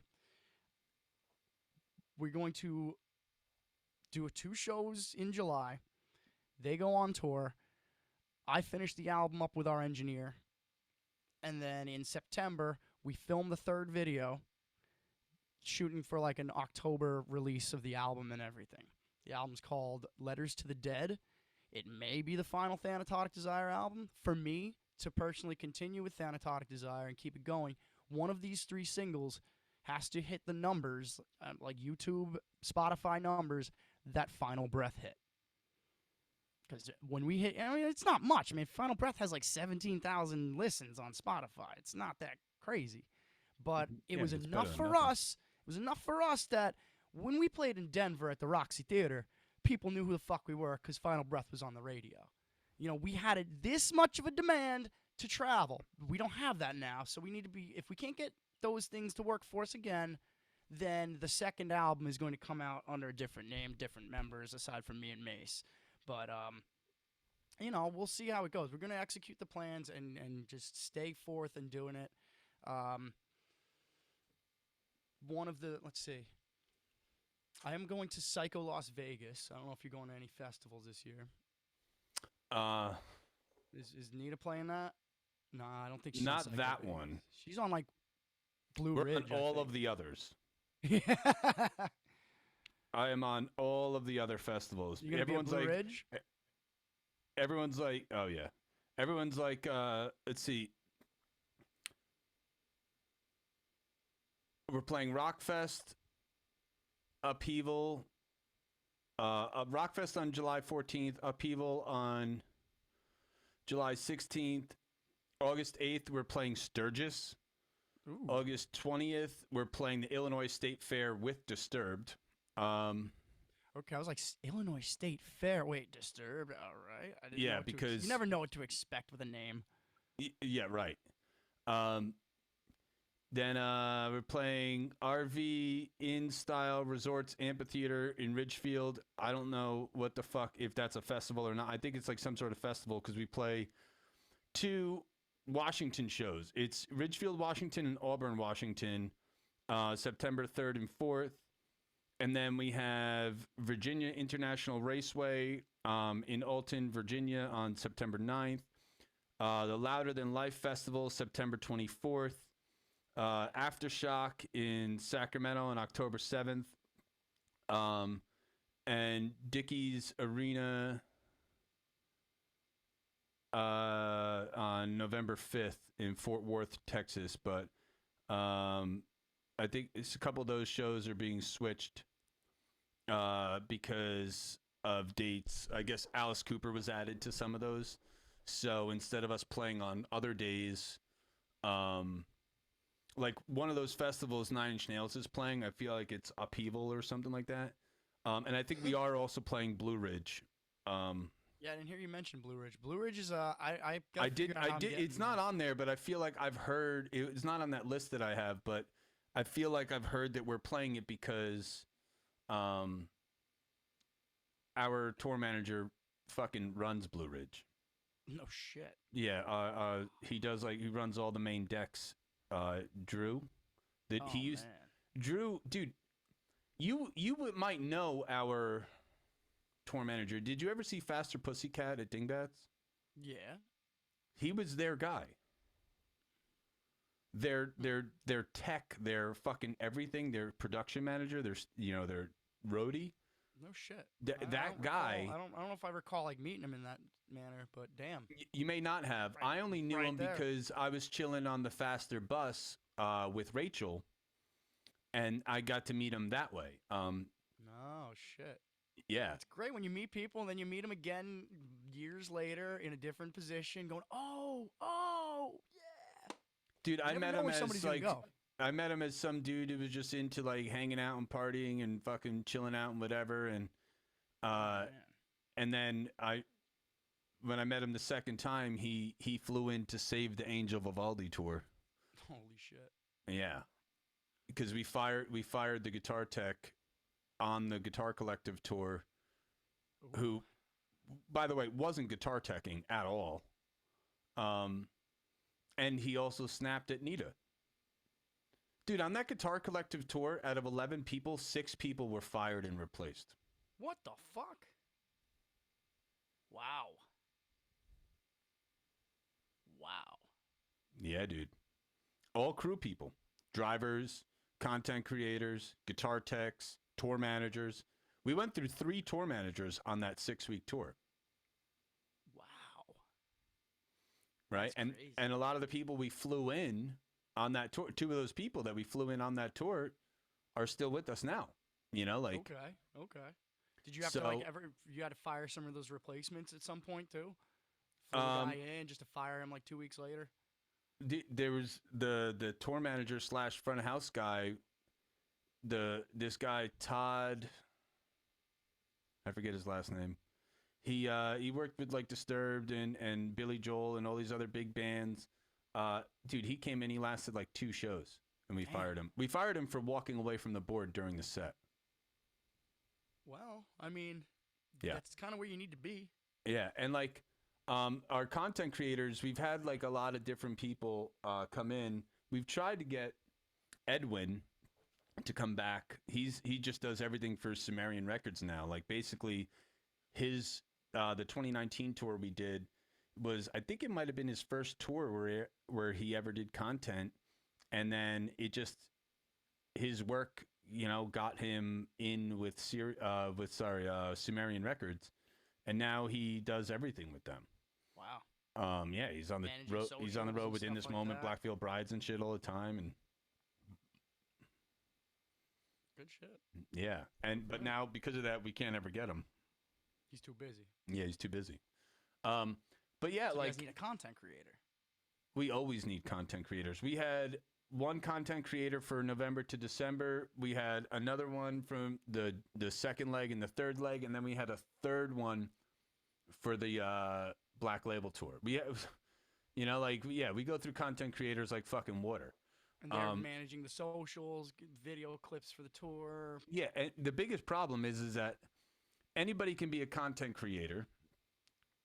It's a whole other level when you're a content creator on tour, because There's a lot of tour is distractions. rapid fire, and you have to have the photos from tonight done tonight so we can post them tomorrow. You have to have the videos done tonight so we can post them tomorrow. Yeah. Like there is no some of the content creators that we had, if the the first guy we had, he was really good at getting the work done, but he didn't have great shots. Like we didn't love that style of shooting. It's just that new school style of shooting has a lot of black in it, and in fact, the kid is on tour with all that remains right now, or he just was, and his name is Hawk, but James Hawk, but yeah, like he wouldn't get great content, but he was great at the work ethic, and then we got someone who was great at capturing the content and editing it the way we liked it, but she couldn't do the workload, and it's just like there's this, this give and take where people get too comfortable on tour, man. Everybody thinks that tour is just like time to hang out, and we do. There's time and place. But there's time and place, we have this thing where like the camera should always be fucking rolling. Should be. It should always be fucking rolling. Like when we did that Secret Santa thing I was telling you about, right? And I look at Hawk and I go, dude, get your fucking camera.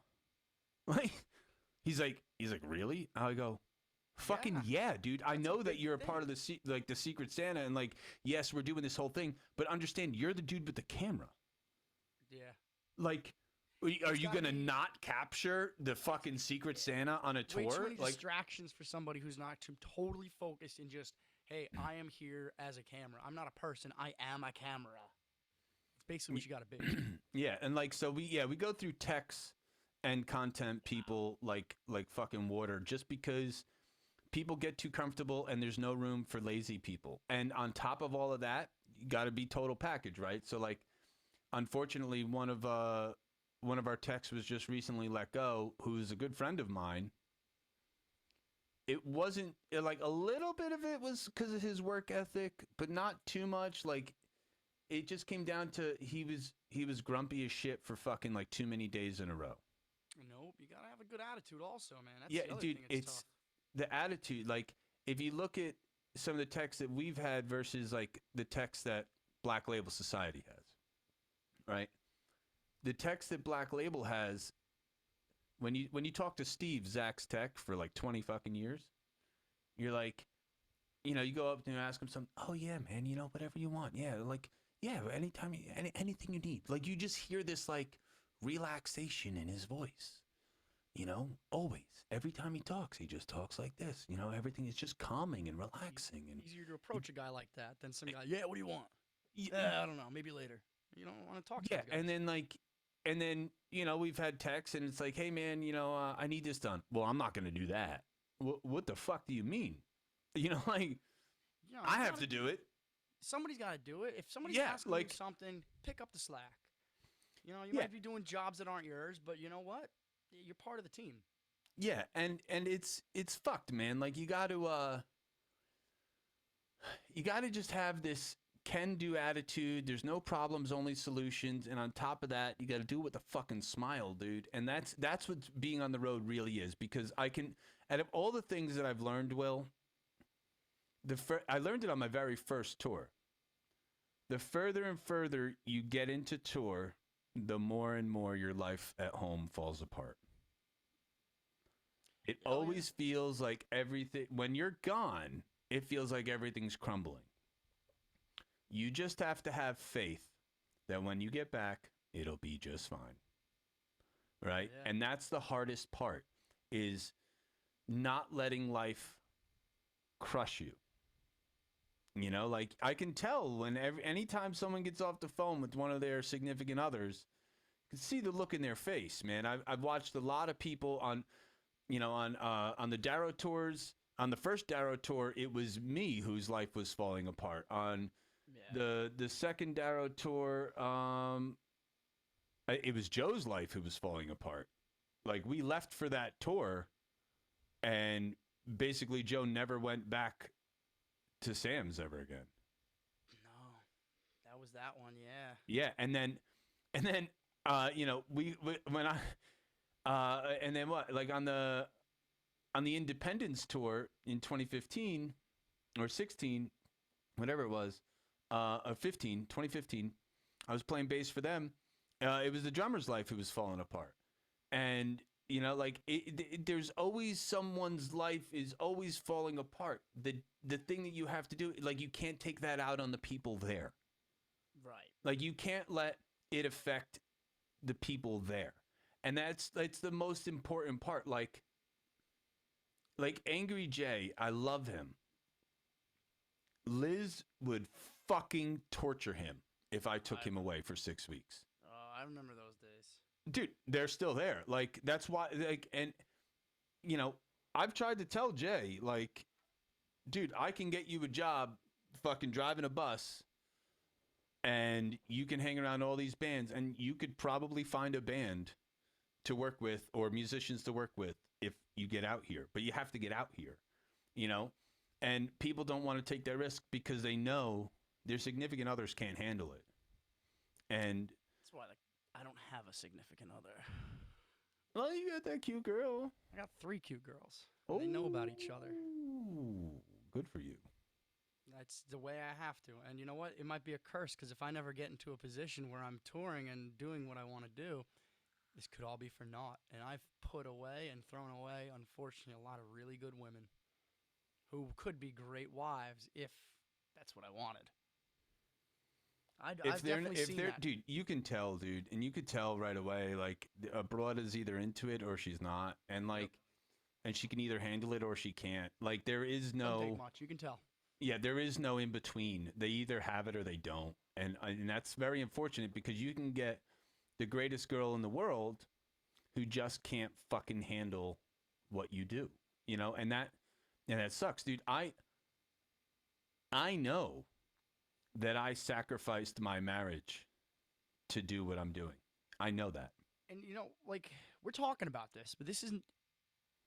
And as much as you're saying it is like the hardest and first big lesson, none of it's foreign or strange to us, man. We grew up watching VH1 Behind the Music and Headbangers Ball and hearing these interviews of these big ass bands, and that's usually the number one issue. It's I got a family at home, I got my wife, my kid, and that's usually the biggest weight on most of these musicians. So like we knew, but now here we are in it, experiencing it, seeing friends. Like we've seen everything, man. I've seen your struggles and everything, dude.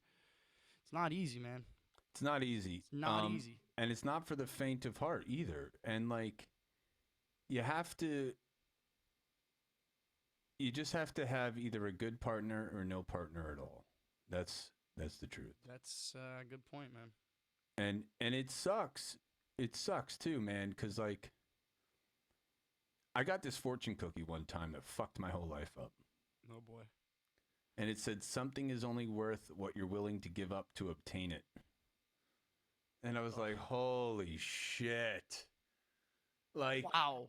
Yeah, dropping some heavy wisdom out of a cookie. Some heavy fucking wisdom right there, man. Somebody went hard that day.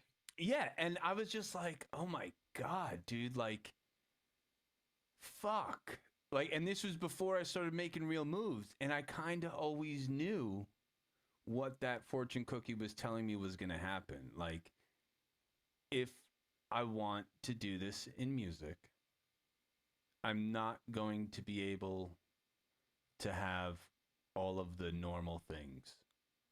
And luckily, at this current juncture, my son does not resent me. I don't know that will always be the case. I don't know that when he's 30, he's not going to fucking hate me. He's growing up, man. I think he loves you. he loves me. Yeah, He I don't think there's loves gonna be any me. resentment. I mean, he's got a rock star dad, and he always has. Dude, I remember when James was a child, a little baby. Bro, my son has about this many backstage passes. Yeah, You know, like my son has a fucking personalized happy belated birthday from Zach Wild. yeah. No, I You don't know, think there's gonna be any like resentment. In fact, when he grows up, he's probably gonna be even more understanding.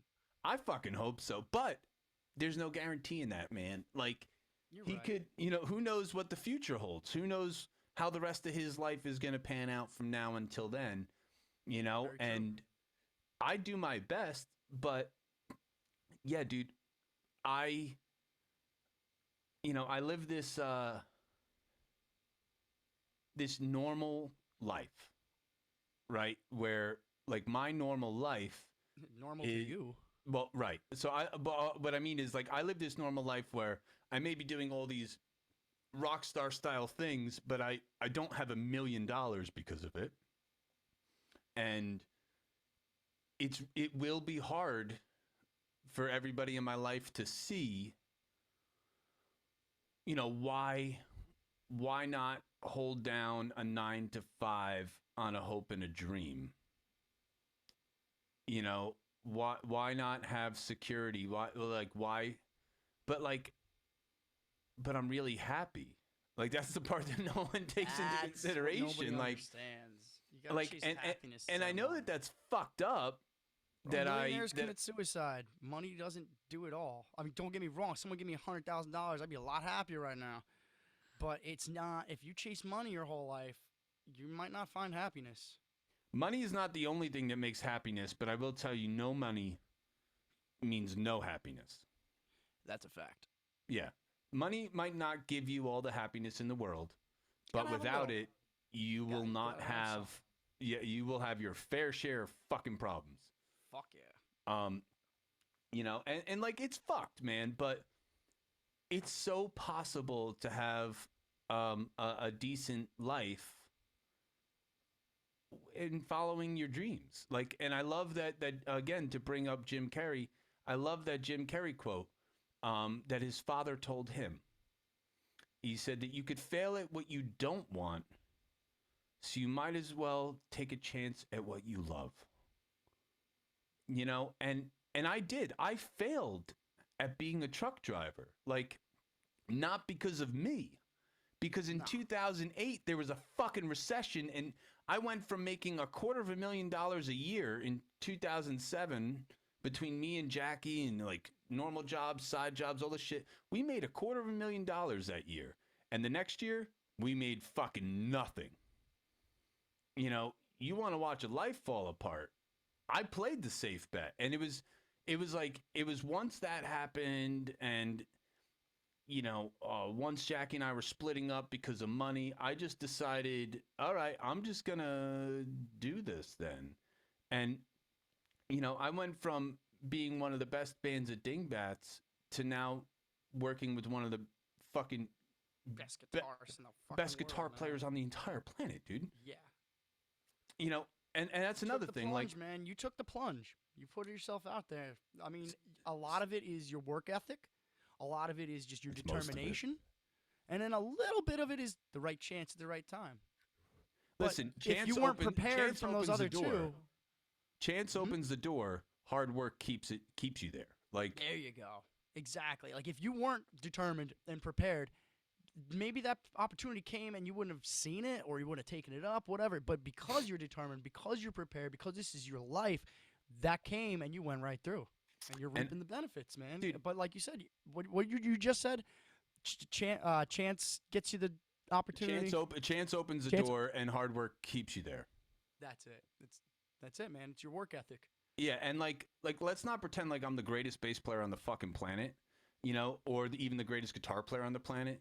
But it's all of the other things that I am that help me progress to be able to do Absolutely, those things. Like I don't just have 75 fucking hats in my room for no reason. I wear those I have those hats because I wear them all. And I might not have the gig in Nita if I was only a bass player. Maybe. I might These are not. things like this is why I want to branch out myself and brand myself because Thanatotic Desire is a cool resume and all. It's done a lot of great things. I'm always going to be proud of, but there's still something more for me. Well, yeah, and you gotta. And one of the other things that I really want to see you do is I really want to see you push your production, right? So with Thanatotic, dude, if you want this album to be the last album of Thanatotic, It will be. then it will be, right? Exactly. And if you don't, if you put in, if you guys only put in, your 50 to 70 to even 80 or 90%, yeah, it's going to be the end. If No, from here we on are out, going 120% on everything for a good last. Maybe we're considering the idea that if it doesn't, we should put the name down. Not that we're going to go out, but there are certain production things that we can and will implement. But then there's other things that we want to that we can't because of a collect. And I'm not pointing fingers, so I'm just going to say a collective limitation. And okay, no problem. There's still plenty of stuff we can do to enhance the live performance and the production and the value of the band. And that's we. You know me long enough. I'm not gonna half-ass an album out here and just to fucking no, I know flop it that. out. I wouldn't spend my time, money, and resources doing something that I think is gonna fail. But I have my options open, and I am exploring other things in the meantime as well. Not in the meantime. I'm really kind of locked into the album, but um, I don't want to cut myself short, but I do realize, like, hey, like after the Decade of Desire, we decided to keep the name Thanatotic Desire. It's not the greatest name, but to us, it did hold some things. Like we had the Sirius XM single that a lot of people knew back when it was played. We did some cool festival things. We've gone to a few different countries. Those are things we wanted to retain. And you know what? Is it the right move? I'll let you know. Exactly. I'll let you know. I It's the can move we promise you made. this much: everything that you've done is going to be important to the path that you continue. Absolutely. The same way that Absolutely. It's still part of Will Winton's path.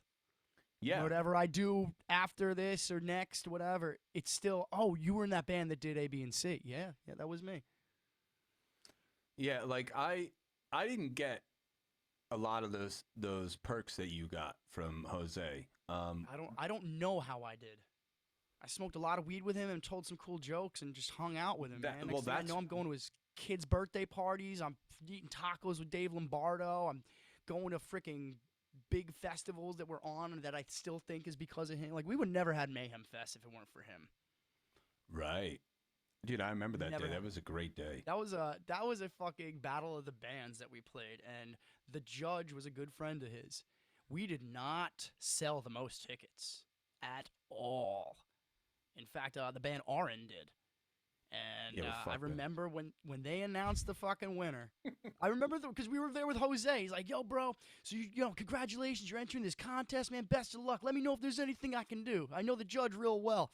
Sarcastically, I was like, "Put in a good word, man. Let me know." He goes, "Done." I'm like, "Yeah." Now, from when we were playing that Battle of the Bands, we opened up with Mansion of Murder, which is a very engaging song, and we watched that judge stand up and leave. And of course, we're on stage. I looked at Ben. Ben looks at me. I looked at Mace. We all saw it.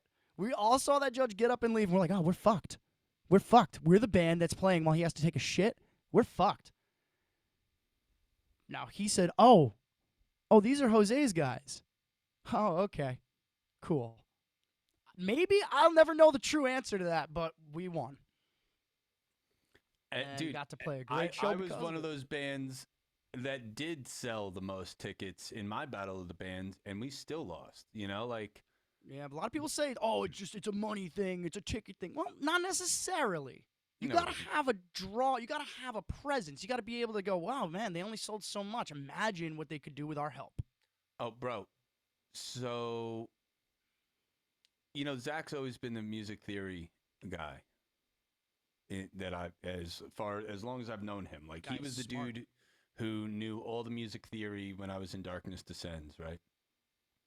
Now I'm that guy. Like I didn't know so much that I spent all this time learning. I spent the last 10 years learning, like deep, right? And it And I shows, know bro. so much about music theory right now that I'm writing my own fucking course. Like, that's fucking crazy to me that I went from knowing nothing to knowing more than Zach. And You put the work in, man. I put the I work in, right? After, so after we go to that Dingbat show and we hang out, I came home and then I put on that no cover show that Zach was on. yeah. Bro, Tosin Abasi told Zach that his solo was out of key, right? Whew. Like, what? like, to hear those words come out of that dude's mouth towards Zach fucking blew my mind. And like I thought the same thing too when I was like I don't know if that's all like right, you know? But it just comes down to like, you know, how far do you want to progress yourself? And some people are in, and I can guarantee you, I could tell you what it was, is that that dude played a solo in a minor key when his band was playing in some alteration of the minor, right? It was either like harmonic minor or like some Right. other shit. And like, Clashed. yeah, and there was some clashing stuff in there. And you know, without without realizing that you may be wrong, there, you know, like if you don't think Always that gotta, what you're always gotta be like prepared to there's be no wrong. way to checks and balance yourself, you know? Always be prepared to be wrong, man. Yeah, dude, and that's where I've been at. It's I'm not always right. I'm not. I like But what you say about your little disclaimer before your lessons. You yeah, reserve the but I right to be reserve the wrong. right to be wrong. I like that. I'm gonna steal that. Yeah, steal it. Done. Always reserve the right to be wrong because you know, like we're all doing our best and the only way to be the best is to fail, right? That's how you learn the best. That's you learn more from your mistakes than you do from your accomplishments any day. Always. Always. The best successes are usually behind a whole lot of mistakes. Dude, listen, I'm in uh not to like fucking pat myself on the back, but I'm in one of the greatest bands on the fucking planet right now and I did that because I'm in there because I fucked up in a lot of other bands. You know, everything that I got fired from every other band for is why I'm hired For the in next- Nita Strauss. Yeah. So it's like, Who was right and who was wrong. yeah, exactly. And like I may have been wrong in those situations for sure, but somewhere in there was some goodness, you know. And over the years, dude, like I've fucked up with Michael Graves where I did this press release for my solo stuff, and Michael took offense to it. So like, because I didn't run it across his desk first. Like, sorry, didn't know I had to fucking ask for permission to go on the playground, guy. Jeez. Like, um, but to that same regard, I understand a level of professionalism now that I may not have then, where realizing that just asking a single simple question, you know, asking for out of courtesy, doing certain things out of courtesy, I now understand better. You know, professional courtesy. You know, granted, at the time, I still did things fucking right, but like I just was able to take something out of that I didn't really have before. You know, you make a mistake, you learn from it. You know, in Darrow, I made the mistake of playing guitar for Black Cat Attack, and they didn't like. I remember playing a show with Black Cat Attack in Canada. Like Darrow played, and then Black Cat Attack played right after, and I played a double set.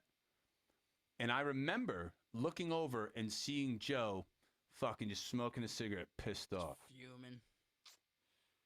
You know? Darrow's his brainchild. That's his baby. Yeah, but it wasn't mine, you know? Like, I wanted it to be, but it wasn't. I wasn't included in that stuff. So like, but in the same regard, like it taught me the lesson of, okay, people might not like if you're doing other stuff, you know? And so again, it taught me levels of professional courtesy and professional respect. It also taught me uh, fuck other people and what they think, because in the same regard, It worked out for you. had I said no, You wouldn't got other opportunities. yeah, like Black Cat didn't the if I Black Cat said no to Attack. that gig Where did Black Cat Attack lead you? directly, I Indirect. was it directly led me, like playing those few shows with them got me off an offer to go on a 6-week tour because Dave was getting back with Sum 41. That 6-week tour, Black Cat Attack wasn't able to get onto because some of the guys couldn't get into the country because of visas, which meant that I had to learn 21 songs in 3 days to play bass for the Independents because they couldn't find a bass player in such a That's what it short was. time. That's what it was. Playing bass for the Independents got me the ability to understand bass lines and got me the gig playing for Michael Graves. Michael Graves got me the gig playing for Angel Vivaldi because I was just bullshitting with Angel about that. And he's like, oh, do you think you'd be able to get through one of my sets? And I was like, yeah, and that got me directly into Nita Strauss. Nita Strauss got me directly into working for Static X. Working for Static X got me directly into being guitar tech for Prong and working for Agnostic Front. Like all of these things have been a direct line that if I would have said no to any of them, I might not have any of this. And it seems like after the Independence thing, after Black Cat Attack and Independence, nothing seemed to interfere. Like with the next step, it didn't seem like the last step got bitter or But anything like that. Everyone's proud of you when you go to the next step or another thing. it, It almost seems. everyone. Okay. Okay. I mean, I'm sure. I don't. I see what I see. You know. Yeah. But that's what it seems like. I know Joe was salty with the Darrow stuff. He got over it. Um, But in the same regard, I asked Joe, like I had a conversation with Joe before I took the gig from Graves. Like I 'Cause was, it was his actually, gig. no, that's not true. I took the No. gig and then I called him.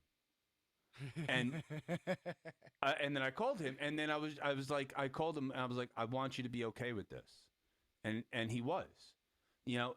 But had I not made the phone call, maybe he wouldn't have, you know. it's it's fair. It's fair. It's right. You're being transparent. You know, And he heard it from you first, instead of, boom, Michael Graves with Loki and Dean, and all of a sudden he's like, wait, what? right, You know, you and got I the just call before he heard about it. and listen, along the lines, you know, there are different rules that you have to follow with different bands. That's one really big thing that I want to make sure that you know wholeheartedly is that, you know, Same shoe ain't gonna fit. yeah, dude. Like, well, so in my dean's list, those rules, you know, Yeah. I forget the actual phrase because I haven't read them in a long time, but it's like, uh, you know, not every gig is your gig, man. No matter how much you may want it. Like, I wanted to be the bass player of the Independents. They don't like that. It's just the two guys, and they keep hiring, you know, a different drummer and a different bass player, you know, whatever. Got a And piece of it. yeah, and you know, oh, that's another thing. The Independents got me. It was actually the band Children of October that suggested me for the Independents, and it's like, it's just weird, man. Like all of these things, you don't know. You just got to do your best, and you don't know if your best is going to be what those other people want. But just because they don't want it doesn't mean that you don't have what it takes. You know. Right. Again, it comes down to that personal taste. You know. Yeah. Just because you don't make a pizza that someone likes doesn't mean that your pizza sucks. It just means that that person doesn't like it. That's the beauty of music and musicians. It's subjective. In general. It's subjective, and you're like, All of it, though. It's there are certain things though that are absolute truths, such as being the total package. Those are absolute truths. Like under no circumstances unless you are the greatest on the planet, you cannot be an asshole. Yeah. And even still, if you are the greatest on the planet, you can sink yourself by being an asshole. I think certain like Megadeth, he's not so much an asshole these days, but it wasn't helping him. Yeah, dude. Guns N' Roses, Axl Rose, wasn't helping him, and eventually, both guys like Dave Mustaine and Axl, they're pretty nice, easygoing guys from what I understand now. But they're also trying to recoup their careers and keep going forward. Being an asshole is not going to get you anywhere. You can be Yeah, like a and that's not jovial just in music, but in music, I anywhere. guess the reason why it's so important is because you will spend 6 months with people in a Yeah, confined a very space. confined area, and if somebody's, I don't know, a mouth breather, chewing outside, any little thing's Dude, gonna get to people. Jay Tarantino, I couldn't fucking believe it. I had PTSD when I was standing outside, and I think I was when I was talking with you, and then his fucking phone went off. Yeah, you told me about this. And I was like, Yeah, oh no, my you God. mentioned it right then and there. Yeah. I'm like, are you fucking kidding me? Like, I haven't heard that since the bus. Like, are you fucking kidding me, dude? Like, really? Like, still, you didn't learn. You didn't fucking learn that, that fucking ringer. Like, yeah, you just, When you're on the having bus, your keep it phone on quiet. silent mode, you don't realize until you live with people for 6 months or 6 weeks or whatever. Like, Mm. Johnny Young, Nita's guitar player, still doesn't understand silent mode and how that is courteous to the people around you. Yeah, no, when you're on a bus, like I keep my phone loud at home, but if I'm at a show or practice or with other people that I could piss off, unless there's some emergency. Yeah, like there's just certain things where you can tell, like, You guys let them know on the bus, I'm sure. oh, I let them know. Oh, I thought you would have bottled it up and kept quiet because that's so Oh, yeah, characteristic of you. yeah. That's exactly my personality. No, I bet after But the like, second or third ring, you're like, bro. yeah, and like to the same 30 regard, though. rings later, bro. Yeah, and 2 weeks later. I absolutely say something. Yeah. Like, I don't give a shit. Like, I would want someone to say something to me. Just like what? You want me to not tell you have something in your fucking teeth? No, dude. I'm going to tell you that you have something in your teeth and you need to take a fucking shower and your feet smell like fucking cyclone cheese. Like, like. Fuck. Yeah, you got to. You got to. Don't let the elephant in the room go unnoticed. No, and you can't, dude. And like, you have to, like, and if people don't want to learn from that, well, then let them, be their own demise. That's what it is, dude. Like, you have to just be the total package. And again, there's no real way to study for that other than to just like another thing, like that some people, I'm not going to name, should learn is learn how to read the room, dude. That's it. Learn how to read the room. If you're in a room, if you're in the front lounge of a bus and everyone's on their phone and you don't hear any of it, but your phone, you're sitting there watching Instagram videos without headphones, you're an asshole. Like, read the room. Like, and if someone says something, don't be a fucking asshole about it and flip out. Just say okay. Yeah. Yeah. It's pretty wild how what some people consider common courtesy just is lost on so many situations. And you're talking about touring as a band, but this same concept applies across the board for anything, man. Any job you might have, if you're in office or whatever, hanging out situations, parties. It's just common courtesy goes a long way. It does go a long way. And understand, like, too, when you go on tour, and I know you know this, but like, is just saying it for fucking hyperbole, I guess, but like, when you're on tour, there are 24 hours in a day and you play for one of them. Yep. There are 23 other hours in the day with those people when you're on tour. Yep. And those 23 hours are most important. You They're know, very like they're very long hours too. very, very long hours, That dude. 1 hour, that 1 hour is really only like a 30-minute hour somehow. Dude, it's Boom. we play the dude. I play the set twice every single night, and I felt like the whole tour flew by. Yeah. Like, we would have a whole day, right? And then all of a sudden we'd be like, I'd look at Josh, be like, all right, man, like, we got like 2 hours till we gotta warm up, and then all of a sudden it'd be like, Josh, we're 15 minutes late. He'd be just like, already, like. Yeah. Like, yeah, dude, we're not going to be able to warm up with the whole set tonight. We're going to have to cut 2 songs in our warm up so that way we get inside early. You know, like it that time fucking flies by. And like, I set a lot of alarms so I try not to miss things because I will. Like, if I wasn't talking to you right now, I'd be lost doing editing and shit. And next thing I know, it's gonna be dark outside. Oh damn! If I had anything else going on today, missed it. yeah, and you know what though, like it's just luckily too on tour on these tours anyway, we have this great thing called Master Tour. Did I show you Program? that? I think you mentioned it. Yeah, What is this it's an app that gives you your entire schedule. Oh, it gives you the whole itinerary synced up. Oh, beautiful. Fucking Beautiful. dude, like on the Darrow tours, Mikey would always ask. He'd be like, "Yo, so like, what's our set time, Loki?" He goes, "When we play." Hey, what time are we gonna get to the venue? When we get there.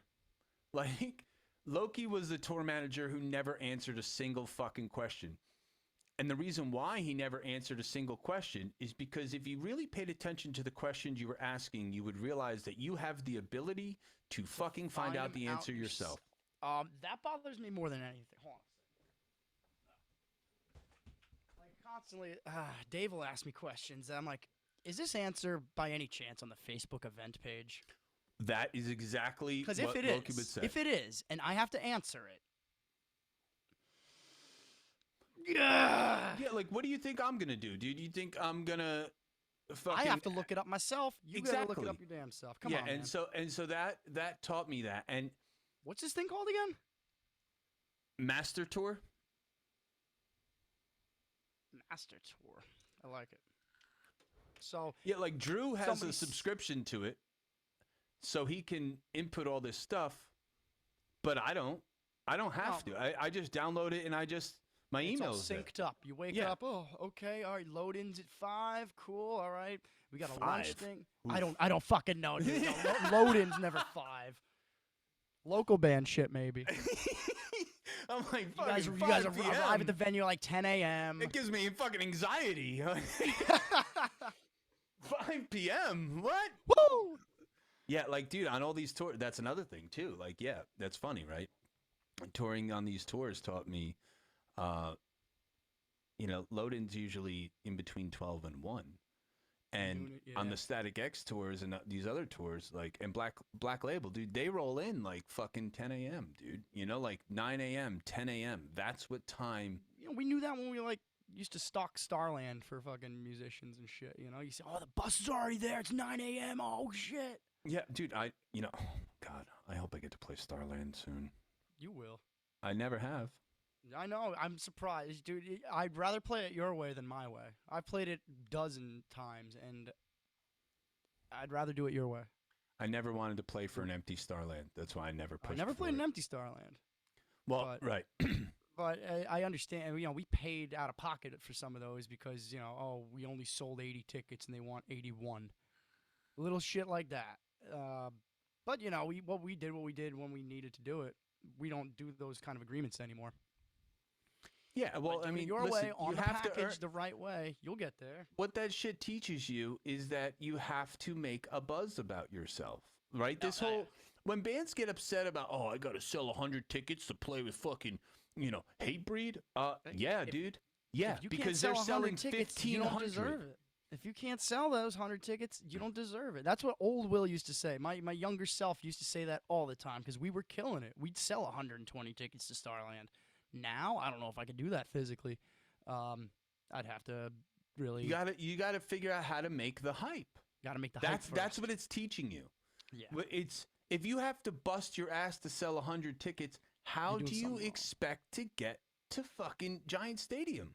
Bingo. How do you expect to get to Madison Square Garden? You gotta Like, focus on yourself, the band, the show. if 100 fucking people performance. don't care, Nobody's gonna care. yeah, then how do you expect to get to 40,000? Exactly. You know, No, and you're right. You're right. and it's not to say that it isn't hard, but it's to show you that there's avenues that you have to take that you haven't thought of yet. No, there's so much more than You know, just you could getting up there spend playing guitar.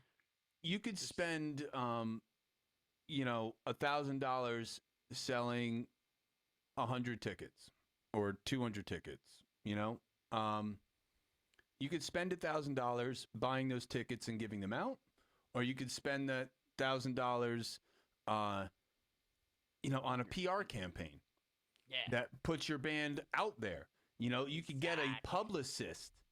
You know, like what, like, dude, if you looked up what a tour bus cost, you know what I I mean? looked up Like, what tour vans and RVs cost. So, and already it just, oh, yeah, like what a tour bus costs, like that's not my expense. But dude, understand that if you're gonna get to that level and you can't bring 20 fucking people, how are you paying for the bus?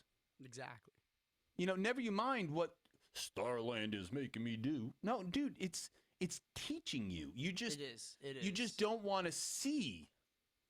You know, like that's you're choosing not to see what it's teaching you. They're just looking at it through different lenses entirely. They're looking at it like they're getting cheated instead of looking at it like they're getting an opportunity. Bro, it was such an eye opener to me to go to that Dingbat show and see these people tell me, you know, oh, I know it's just a Thursday night here in Clifton, you know, but we really appreciate the 40 of you or 30 of you that came out tonight, right? What the fuck do they think that I go through when I play a Monday in Utah? Yeah.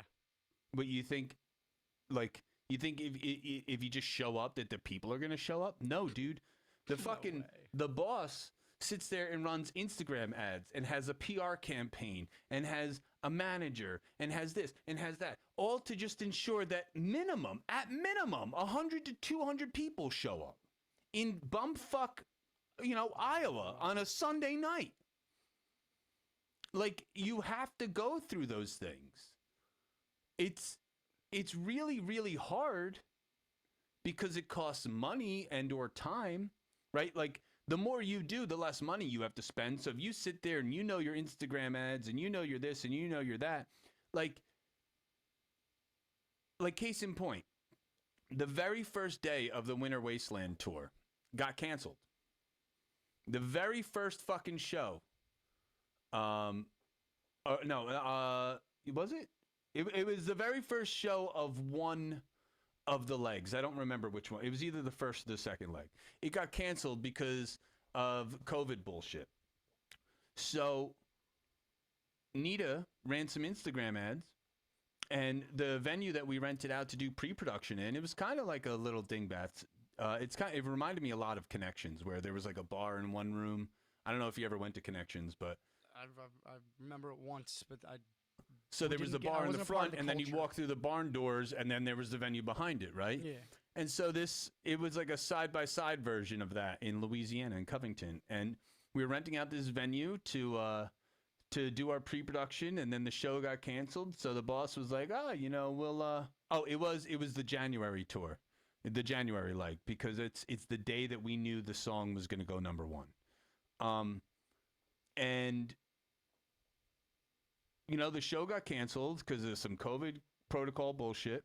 So we decided, okay, we're going to promote online, and we have 2 days notice to throw a kick-ass show in Covington. And it was fucking packed. Nice, dude. I'm In the learning middle of nowhere, advantages Louisiana. of a good targeted ad. Ugh. Yeah, dude, like, and I mean, you know, it doesn't hurt when there's a tour bus parked out front for fucking 2 days either. For you know, sure. like that's Sure. good And publicity who you're too. advertising. You know, are you advertising someone no one's ever heard about, or you're advertising Nina fucking Strauss? Yeah, but understand that Nita fucking Strauss was someone who at some point nobody knew about. Sure. Like No, absolutely. and so yeah, it's crazy to be like, oh man, I gotta pay to play. Yeah, well, what the fuck do you think that the people who show up in the tour bus are doing? They're They're paying fucking a paying their huge staff. expenditure. They're paying for their gear. They're paying for the fuel. They're paying for the driver. They're paying for the fucking merch. Like, There's what do so you much. think music is but a business where you have to shell out money and hope you get it back? That's How all it is. most businesses work. And when That's you think, all. that's one Yeah. of the things I used to take the music thing so business, like so. I had such a business attitude about it back in the day. I still do, but I wouldn't justify things like music videos even because of the ROI. Like I'd rather spend money on T-shirts because I can sell T-shirts and turn T-shirts into money, and the 3,000, 4,000, whatever we shell out for a music video, didn't at the time I didn't understand the importance of raising the equity of the band, so I didn't justify spending those costs. Obviously, we don't do that. We're doing videos now. There's a lot of targeted ads. We actually doubled our video views basically overnight once an ad ran tonight, so which is pretty nice. Learning the benefits of targeted advertisements, Google ad Do you work with placements. anyone to do any of that? Not through my day job technically. What do you mean?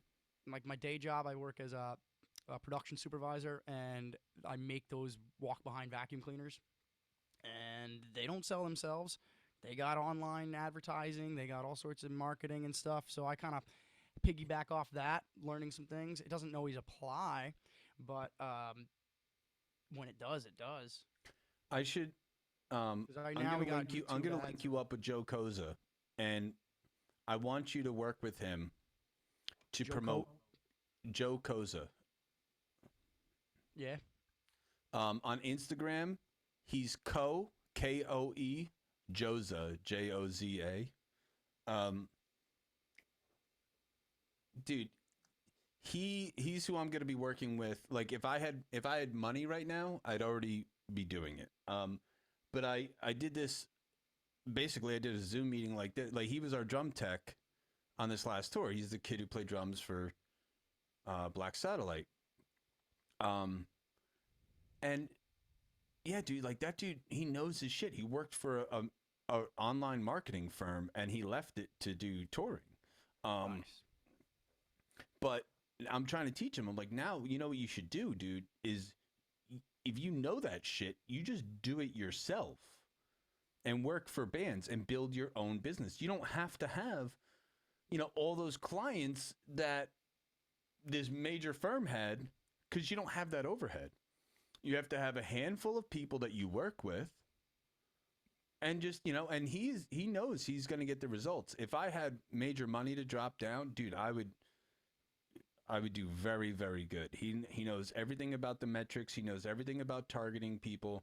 Like he knows his That's shit. good because we're gonna be coming into a little bit of money in the next coming weeks. Like Dave's drums, for instance, cost me and fuck, this pisses me off. We were gonna record drums with Zach for a very good price, and Dave decided he was too Right, he didn't want to scared- play drums in front of Zach. too scared to play in front of Zach, so we ended up doing it Dave's way, which cost us like $1,600 to record. And at the time, Dave had no money. He was building his company because he's got DF Motorworks up in North Halden. So at the time, we're like, dude, Mason and I'll pay for it. Worry about it later when it comes to promoting and everything. Here we are. So his business has been running for a year and a half now. He's got some money to throw down, so he's going to be giving us like $2,000 to throw down into the pushing of this. And we've been toying. We've been doing like $50 ad here, and then we check the performance, check the analytics. It's like, okay, $50 ad here. Okay, that one's doing really good. What do we do differently? And we just do that all across the board and study it right now. We're doing little baby $50 ads here or there. And the YouTube ad placement ones, they're the ones working out really good. TikTok advertisements, they're doing really good. Facebook advertisements suck ass because I'm trying to shift my demographic lower. And I don't want a bunch of dudes in their 50s and shit listening to my music. I mean, I don't mind them. I love the support. But I need the dudes in the 20s digging what we're doing now in order to have a future. So, I was pushing those Yeah, dudes in demographics the on 50 Facebook. in their 50s that like death metal and thrash metal. Let's just say that they don't. Let's just say that on average they probably don't have the healthiest lifestyle. So even if they really love you, Got a they're fan not for a gonna few live years. for the next 20 years. Like If they made it that long, you never know. yeah, not everyone's Keith Richards, pal. Like not everyone just fucking Oh shit. bobs and weaves around all the The fucking Reaper's the lives. Reaper's swinging. He's like, not today. Nope. Yep. But Yeah, yeah, I and mean like that's something I'd love to get in touch with Joe and maybe just run some stuff by him, see what kind of suggestions he has, what kind of budget we could put together. what he was telling I could tell you a lot of the stuff that he told me, but even if he just did like $25 a day, like he was saying that some of the companies he works with, right, they would do $1,500 a month, but you could even scale that down to like $750 a month. And so if you're saying you're gonna have $2,000 to put into the pushing of this, he could spread that out across 3 months and Yeah. target, like target all the areas that you want. You do he'll do experiments where he'll run some ads in the morning, run some ads at night, and then he has all of the information. Shit, like he has access That's to exactly what programs, we're doing right now. Like I but was he saying, has access to programs that we don't. Yeah. I He mean, has I got my access to. Google ads, my analytics and stuff. They tell me everything as far as the demographics, the placement, the age range, the location, time frame, But the similar thing that he interests. specializes in is like your your uh your clicks, and how, like, he doesn't want someone to click on your ad who's Isn't not going gonna to buy your shit, right? So absolutely. he was saying like, a lot of those places you'll get clicks where people are looking up like bass guitars on Google, and then like my bass lessons will pop up and you might get a click, but that's not someone who was looking for lessons, that's someone who Right. was looking for a bass guitar, and that is a waste of money. It's a waste to click. You don't want to do necessarily pay per click ads because you can. There's also click bots that are out there that intentionally fuck you. That just click, click, click, click, click, click, click, and run your budget out. A lot of the ad placement stuff on YouTube is done by similar group liking stuff. So it's like we made sure to like link us with like-minded melodic metal, thrash metal bands, so that let's say you're watching Warbringer and Toxic, and then all of a sudden Thanatotic's video pops up. Those are backed, and we can see that because we're getting comments on the videos. We're getting engaging audience as opposed to just clicks and numbers.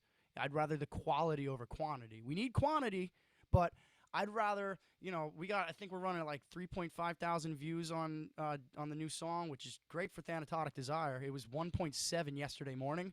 It's 3.5 today. My YouTube ad went into effect. And you're getting more comments, so it's genuine activity. It's not just clicks. Because, dude, I've been running ads for my own company, these other guys, and a lot of it works great, but a lot of it just doesn't. You got to know what you're doing. And like the social media can be a curse. It can be a blessing, but it can be a curse if you focus too much on it. But you Yeah. can't ignore it. You got to have it all. Yeah, exactly. Ooh, And it's such a like, fine line. I'd love to talk to an actual expert. so I'll send you his phone number, and you should Yeah. totally link up with him. Even if you just like, I'm he'll gonna at stalk him least. on Instagram. Tell him you sent me. I'm already gonna Yeah, do it. yeah, and I'll send you his number too. Yeah, dude. Like, and that's the thing. It's like, it's not that I don't know all these things, but I don't know. I don't know how to do Google Ads like I know how to work around a fretboard. You know what I mean? It's So good to have an understanding, but like I'm a yeah, a jack of all trades, master of maybe a couple. I just like to have a good idea of how these things work, so that I can maybe choose the right person to do it for me. yeah, and then that way You know, you can make sure that that person's not fucking you. eggs. Oh, definitely. You know? Yeah, dude. And like, that's what it really comes down to. Again, if I didn't take all the gigs that I took, if I didn't say yes to that Black Cat Attack gig, I might not have Joe Koza in my back pocket to help me with teaching and my personal business. Yeah. Think about that shit. Like, No, if dude. I didn't piss off my best friend and get fired from a band of my friends, I might not have a resource that's going to help my personal business while all of my friends are doing none of that.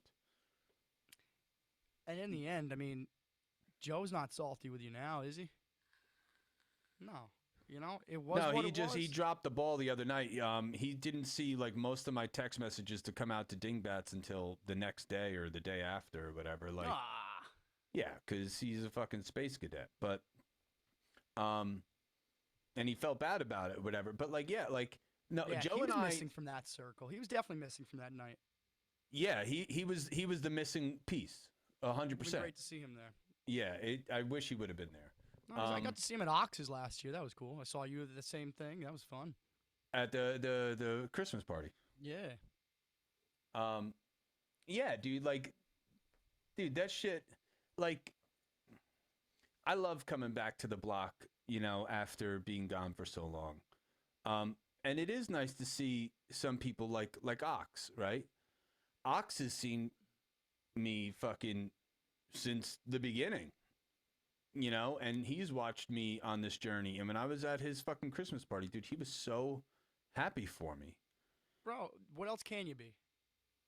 Well, You could be fucking bitter, yeah, you could be right, angry, you could be jealous, but no, you know, at the end of the day, man, like if you've ever respected you or anything, like I'm proud as hell as you, man. I'm happy as hell for you, man. You've been doing great things, and fucking, I'm proud, man. I'm proud I know you. I'm I proud feel I'm a like good friend of some of yours. these people resent me though that shouldn't. Well, Uh, maybe behind backs, but when it comes down to it, they'll fucking, you know, when you're headlining Starland, they're gonna be the ones asking you for the fucking guest pass. dude, just like my mom, dude. You know, like there's just like every, you know, like that's the way these people are, right? Yeah, It's judge me, judge me, judge me. Hey man, you got free passes? Fucking what now? You know, like doesn't work like that. I mean, um unfortunately, that's how many people want it to work, but no. but a couple of those 2 3 people who a couple of those 2 3 people at Dingbats, you know, they don't see that. And I even today I was thinking about it. You know, like fucking I don't understand like if those kids don't have jealousy, then they could only have stupidity. And I don't mean that in like such a degrading way, but like like my last conversation with the How You Doing band when I showed up and you know I was playing this dude, let's not pretend like these were hard songs, but I was like wasn't doing great at the songs and blah blah blah, and I was like, yeah, I could tell you why, because I fucking don't want to be here. And they're like, fucking what now? I'm like, yeah, dude. I'm like, every time I say something, you guys shoot me down. And then I said this one thing to Greg Telfayon. I go, dude, why don't you look at my fucking resume? And he goes, don't even bring that up. All right, fine. You don't want to fucking listen to it. But let's look at my resume and let's look at how it's climbing. You're doing something right, clearly. Yeah, maybe I'm not right on everything, but I'm doing something where you guys are all in your mom's basement still at almost 40 years old, and I'm not. Like, let's just look at that. And all I'm trying to say is, I'm not trying to say that I know better than you. All I'm trying to say is you guys are thinking this big, and you got to think this big. They got tunnel vision. Yeah, dude. A lot of people would rather be like the best band of Dingbats. Be like, I'd rather be like one of the good bands in New York City I than the best band at Dingbats. at Dingbats, I told you that was one of the things that I learned. Another thing I learned from Joe is Darkness Descends. We wanted to be the best band at Dingbats, and he told me on tour. He goes, I never wanted to be the best band at Dingbats, and I was like, fucking what? And I didn't realize it's because I was thinking so Narrow small. mind. We all Yeah. had it. We all had it. Yeah, like I was there. I was selling tickets at Starland, trying to do my thing, trying to be the best band in New Jersey.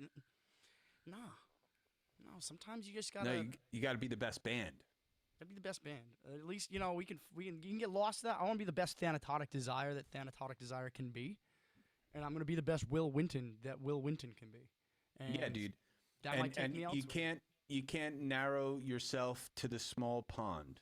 No, no. I think I've been in that pond for a little while. I got out a little bit. I got a little bit of experience out there, but I was subject to the limitations of my pond afterwards. Yeah, That's how I and like put it, at least. You got to think of yourself as a goldfish, right? Do you know what a goldfish does? When you put it in a gigantic tank, Yeah, if you have a yes, goldfish in a little ball it's gonna or in stay a little little. bowl, it stays tiny. You You put put that that thing in the goldfish ocean, in it's a gonna be a fucking big. yeah, it Yeah. fucking gets huge, right? No, Like that's the difference. It's you only grow as big as your environment will allow you to. that's a very good point. You know, That's and very true. It's the environment. I'm gonna try to push everything we can for this next album. Do what I we do think best. I think personally, whether you actually work with Joe or not, but maybe at least do treat him like a like I treat all those Ty Lopez videos. You know, do a conversation with him and try and find one piece of information that you didn't know before, right? Oh, I love One that. Yeah, that one little nugget of information. the guy's an expert. I can definitely learn probably a little more than a couple nuggets from him. Yeah, that's what I'm saying. But you got like when you talk with him, even if you don't want to work with him, right? When you talk with him, take something from it. Take fucking something from it. You know, and that's how I think I think maybe the last time or one of the last times I was at Starland was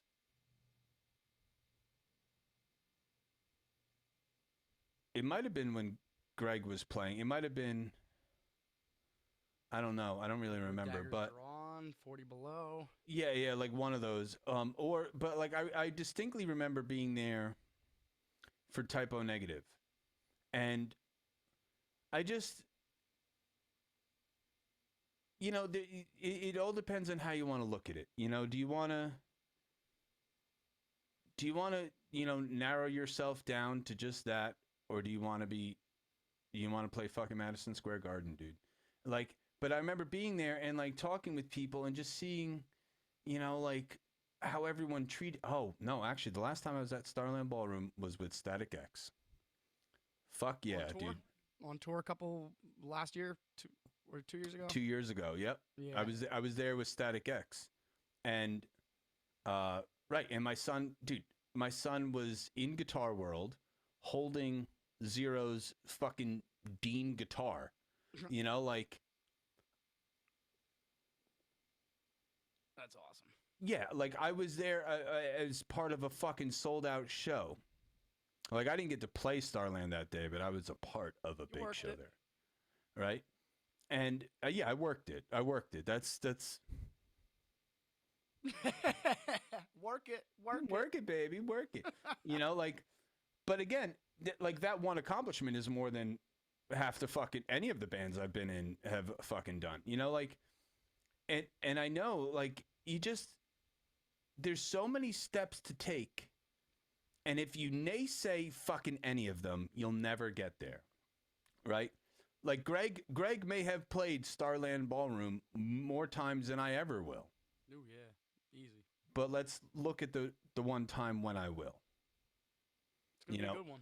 there is a good chance that I will be there in November and December. Yeah. Oh yeah. Oh yeah. I can't say what. All good. Just Alice cuz Cooper tour. just I can't say what just cuz I'm going to post this, but I will tell you what. Alice Cooper.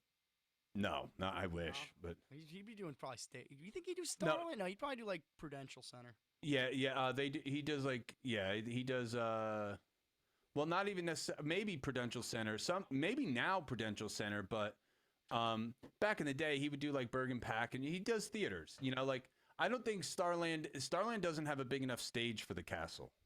Mm. Yeah, the castle's pretty fucking big.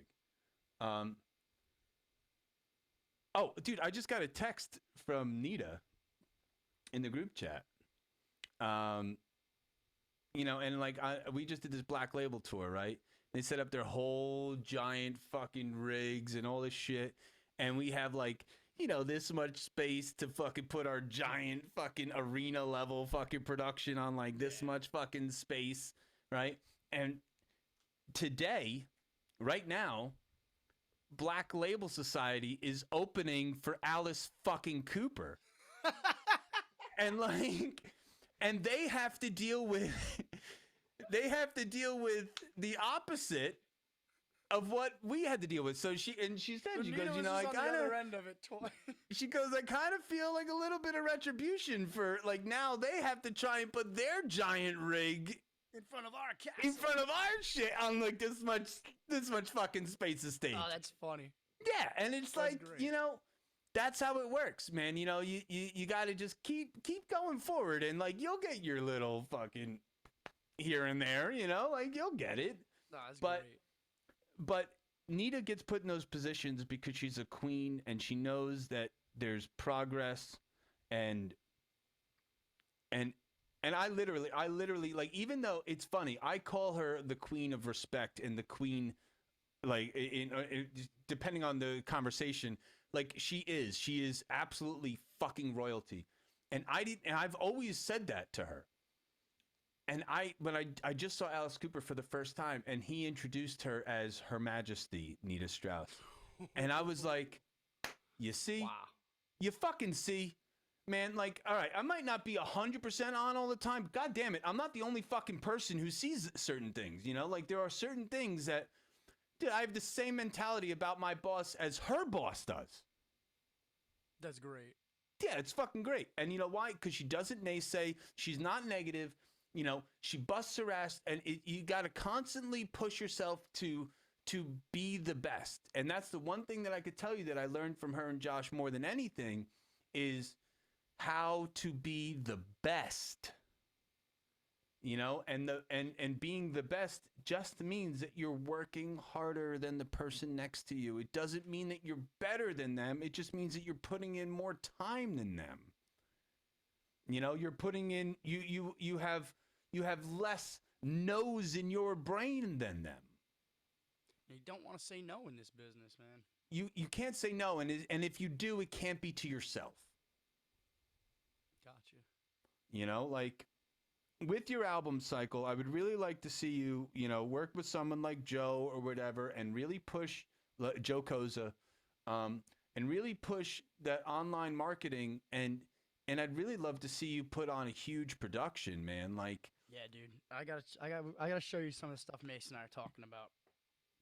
And like, listen, you can bring in lights, and you don't, if your drummer can't play to a click or doesn't like to, or anything, insert anything like that. Yeah. All that means is when you bring in production, if you have like lights and this and that, all that means is you just have to have someone manning the board. And like, light guy. Yeah, and like, dude, you can get a light guy that doesn't cost $1 million. No, we got the guy. You remember Brian from Julius Caesar? He was their bass player. He started a live lighting company. Oh yeah, wait. Brian was the bass player from Julius Caesar. He's currently got a cover band out there called. That's not the same bass player from Charlie's other band, is it? It's not the little short guy, is it? No. No.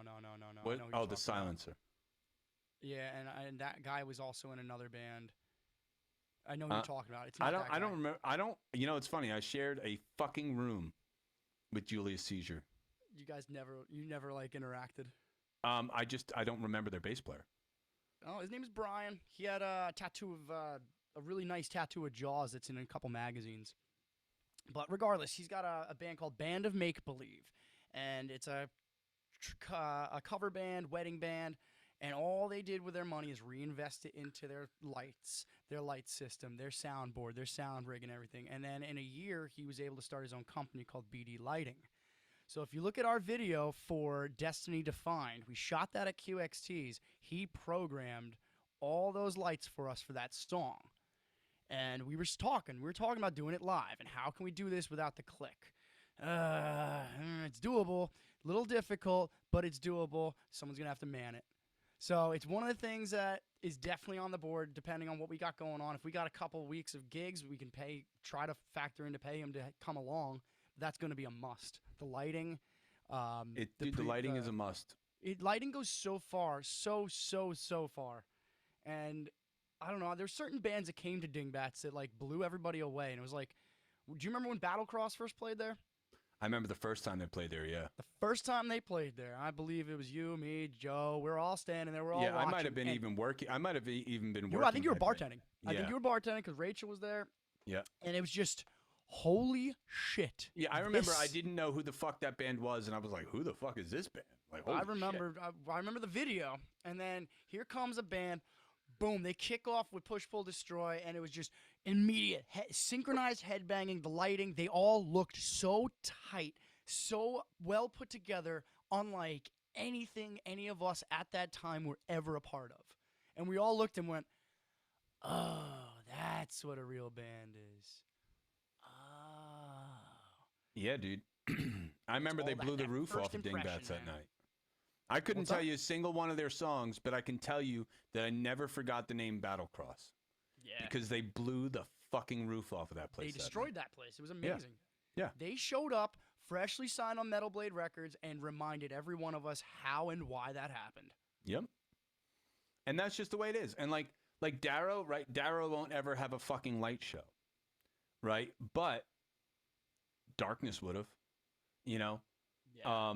I would, you know, and when we saw man, I hate name dropping when I'm not saying the nicest things about my friends, but like when we watched Alex at Dingbats the other day, dude, I tried to tell her, like, dude, you're a fucking 3-piece, and like you're a singer who stood off to the stage right, and you did like some dances and stuff. And dude, Alex is a phenomenal dancer. She didn't Yeah. tap into any of that. She should have been front and center. Yeah, she doesn't tap into any of that. And she shouldn't be off to the side. She should be in the center. And Brandon should be jumping from side to side.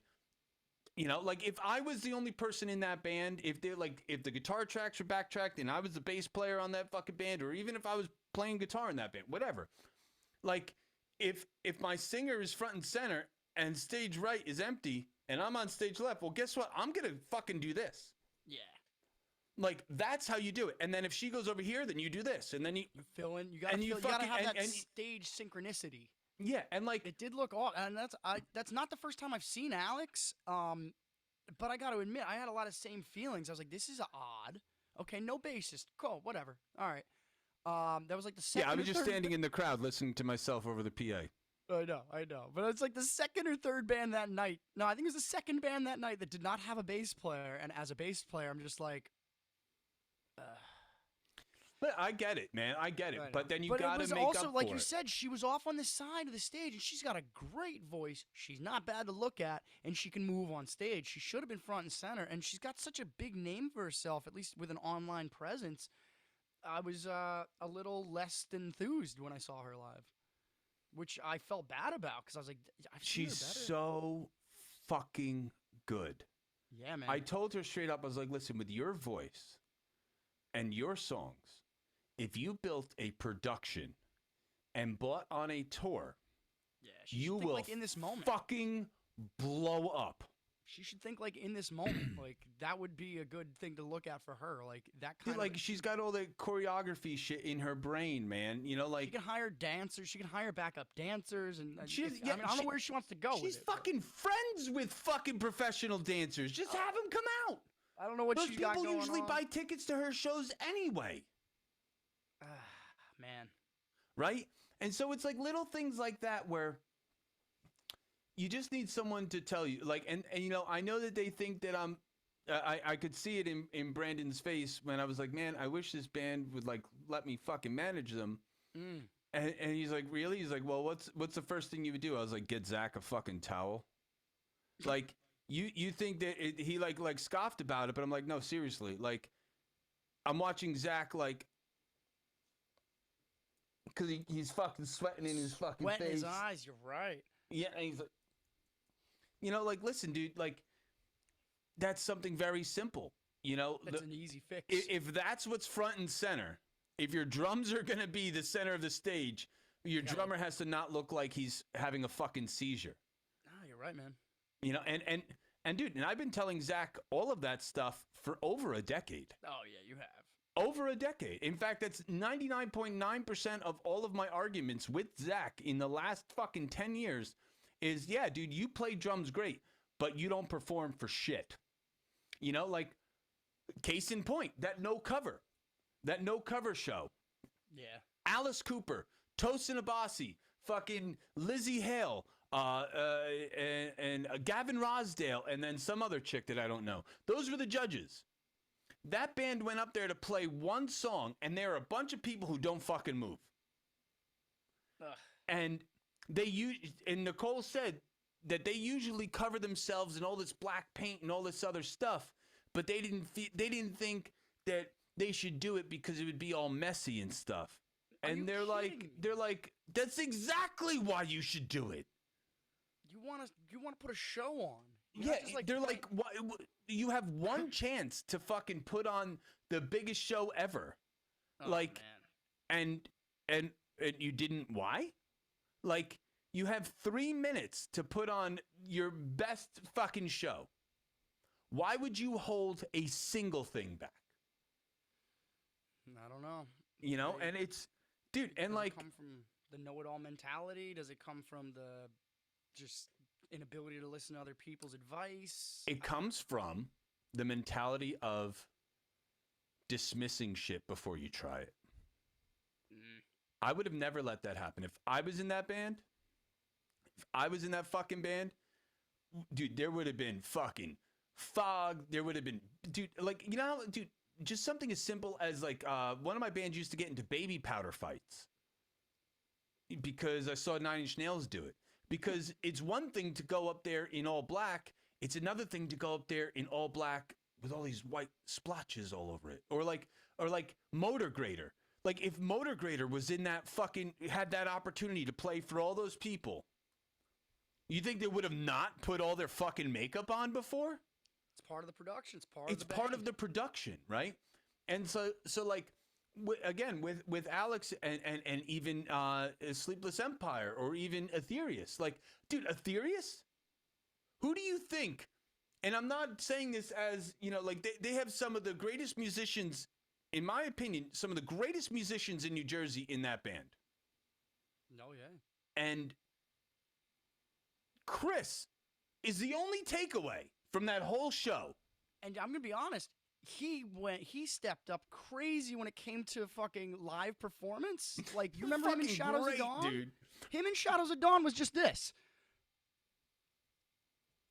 Like, yeah, he was like Zach. He could put on a mean show. He could play everything. So he's a great bass player, but he never had the live oomph until in like past few years, man. Because we played with Aetherius. Well, yeah, they played the Decade of Desire. Yep. That's when I was like, damn, Chris is actually moving around. That's right. Zach had to play 3 shows that day. He played for Darkness, then he played for Aetherius, then we packed up his shit and drove to... dude, between me and Zach, in 48 hours, played more fucking songs than most of the people there in both of those shows. Combined. You know, combined. It was only 4 bands. You know, like...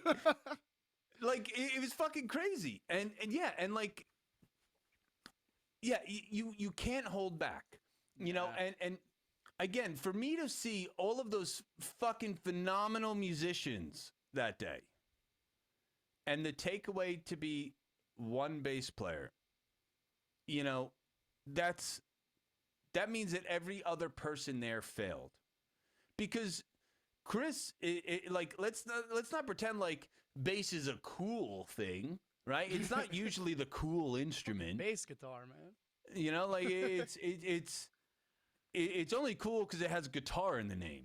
You know, like he looked really cool playing it, man. But he looked great, and like, Alex's singing is above all. Jay Tarantino's guitar playing is fucking great. Zach's drumming is fucking phenomenal. But Chris's stage presence blew all of it away. He could have played in a punk rock band, which I think he does play in now. Deadly he plays Nights. and that's probably where he fucking learned it from. You know, like, I'm just saying, like, out of all of the phenomenal musicians that were there that night, for me to pick out the one bass player that was even there that night as to being the showman of, you know, he was like the only bass player there out of all the bands. And he was the best showman. And I'm not saying that he was the best talent. There were, you know, not to say that he wasn't the best, but like, I'm not saying he's the best talent of all those people, but he was really the greatest showman. Hell yeah. Out of all those people, dude.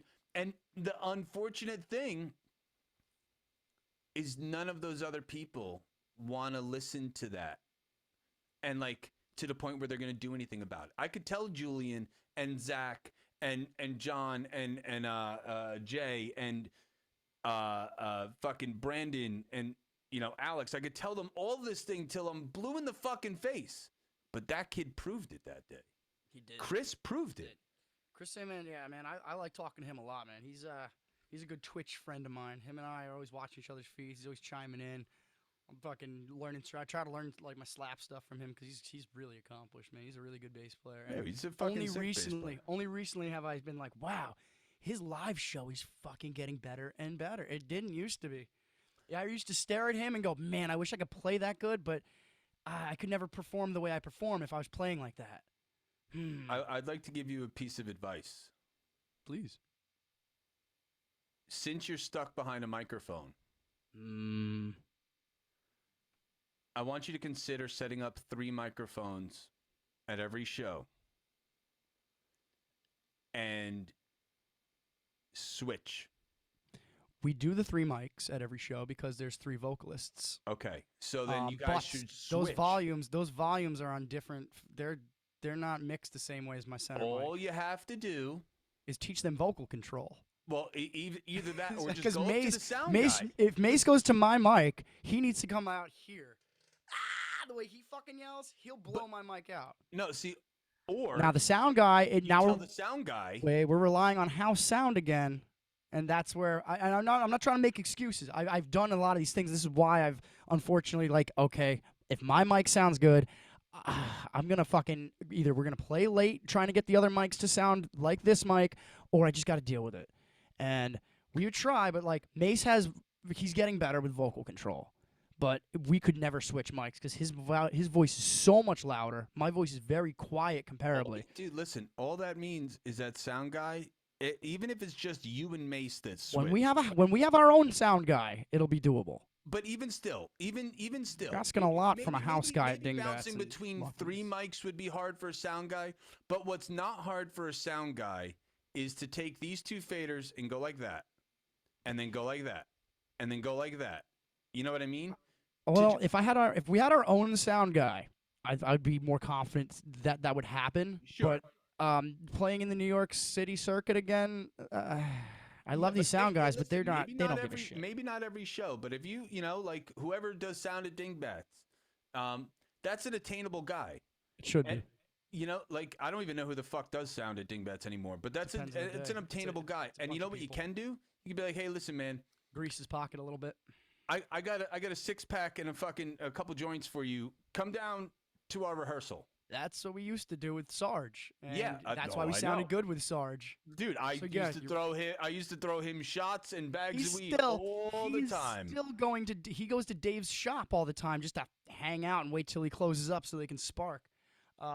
If I were you, I would hire Sarge as your sound guy. We've talked to him. We have talked to him. He did sound for us when we went on tour with Whiplash in California. That's right.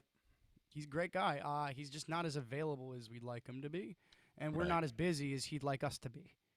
So we need a little less than Sarge, unfortunately. So if I were you, I would pick and choose, your gigs, so that way you maybe, again, same thing with your clicks. If I were you, I would focus on your quality over your quantity. So if you can't afford a sound guy for 20 shows, well, maybe play the 5 shows where having that sound guy really matters instead of all 20. We only got 2 shows this summer, and we're going to put a lot into it. We're getting a sound guy. We're going to get a light guy because it's only 2 shows. Yep. And if that's all we can offer this summer, that's all we're going to offer this summer. Hey, and dude, then it doesn't matter. And you know what else you do with those 2 shows? You have fucking 2 or 3 camera people there. Yeah, already in place. Yep. I haven't even released half the stuff. You have your lighting rig. You have. Oh, and by the way, for lights, I know that your lighting guy will know this, but I'm just saying this to you. If you have any kind of crazy moving lights, right? Like a wedding band is never going to show up with a fucking fog machine, right? Even if they have all their lights. But as a metal band, you need a fogger. You need a fogger because that's how you really see the lights. No, you don't see the beams. No, you see don't see the colored beams. clouds on the side and back.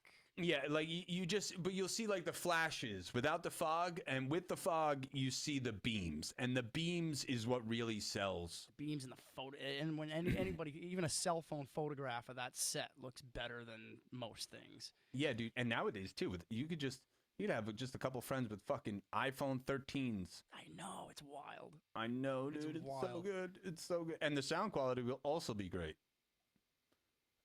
Absolutely, man. Yeah. No, dude. The one thing that Android doesn't have over Apple is the compression in audio for live recording. I don't I'm give gonna a admit, fuck.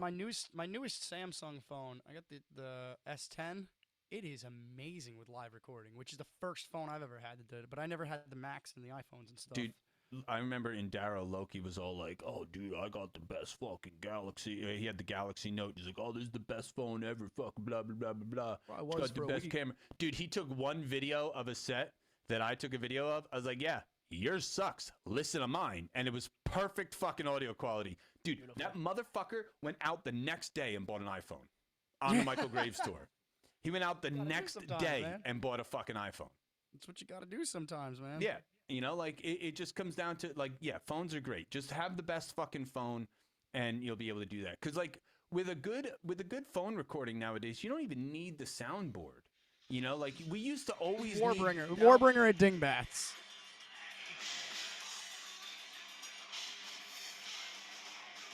Fuck yeah. I mean, I don't know how the audio sounds through everything, but I can hear everything fine on I could this. hear it not peaking is what I could And I'm hear. in the pit. Yeah, it's not peaking. Like my old phone before this, I don't care if I was in the back door at Dingbats, looking all the way past the bar, all the way to the stage. It would just be like, Yep. Yeah, I hate that shit. thank you. It was just a mess. The audio killed it. Yep. Killed it. Yeah, dude. And like and just yeah, dude, bust your ass on those. And anything you fucking when are those shows? July 9th and July 16th. Oof. I can't make it to either one of those. I know. I think we talked about this. Yeah, I'm playing the 15th and the 17th.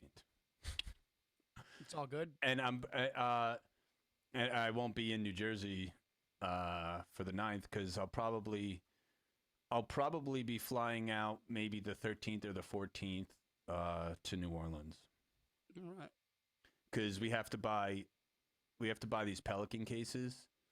They're like big Pelican cases, but inside they have getting racks. a different brand instead or something?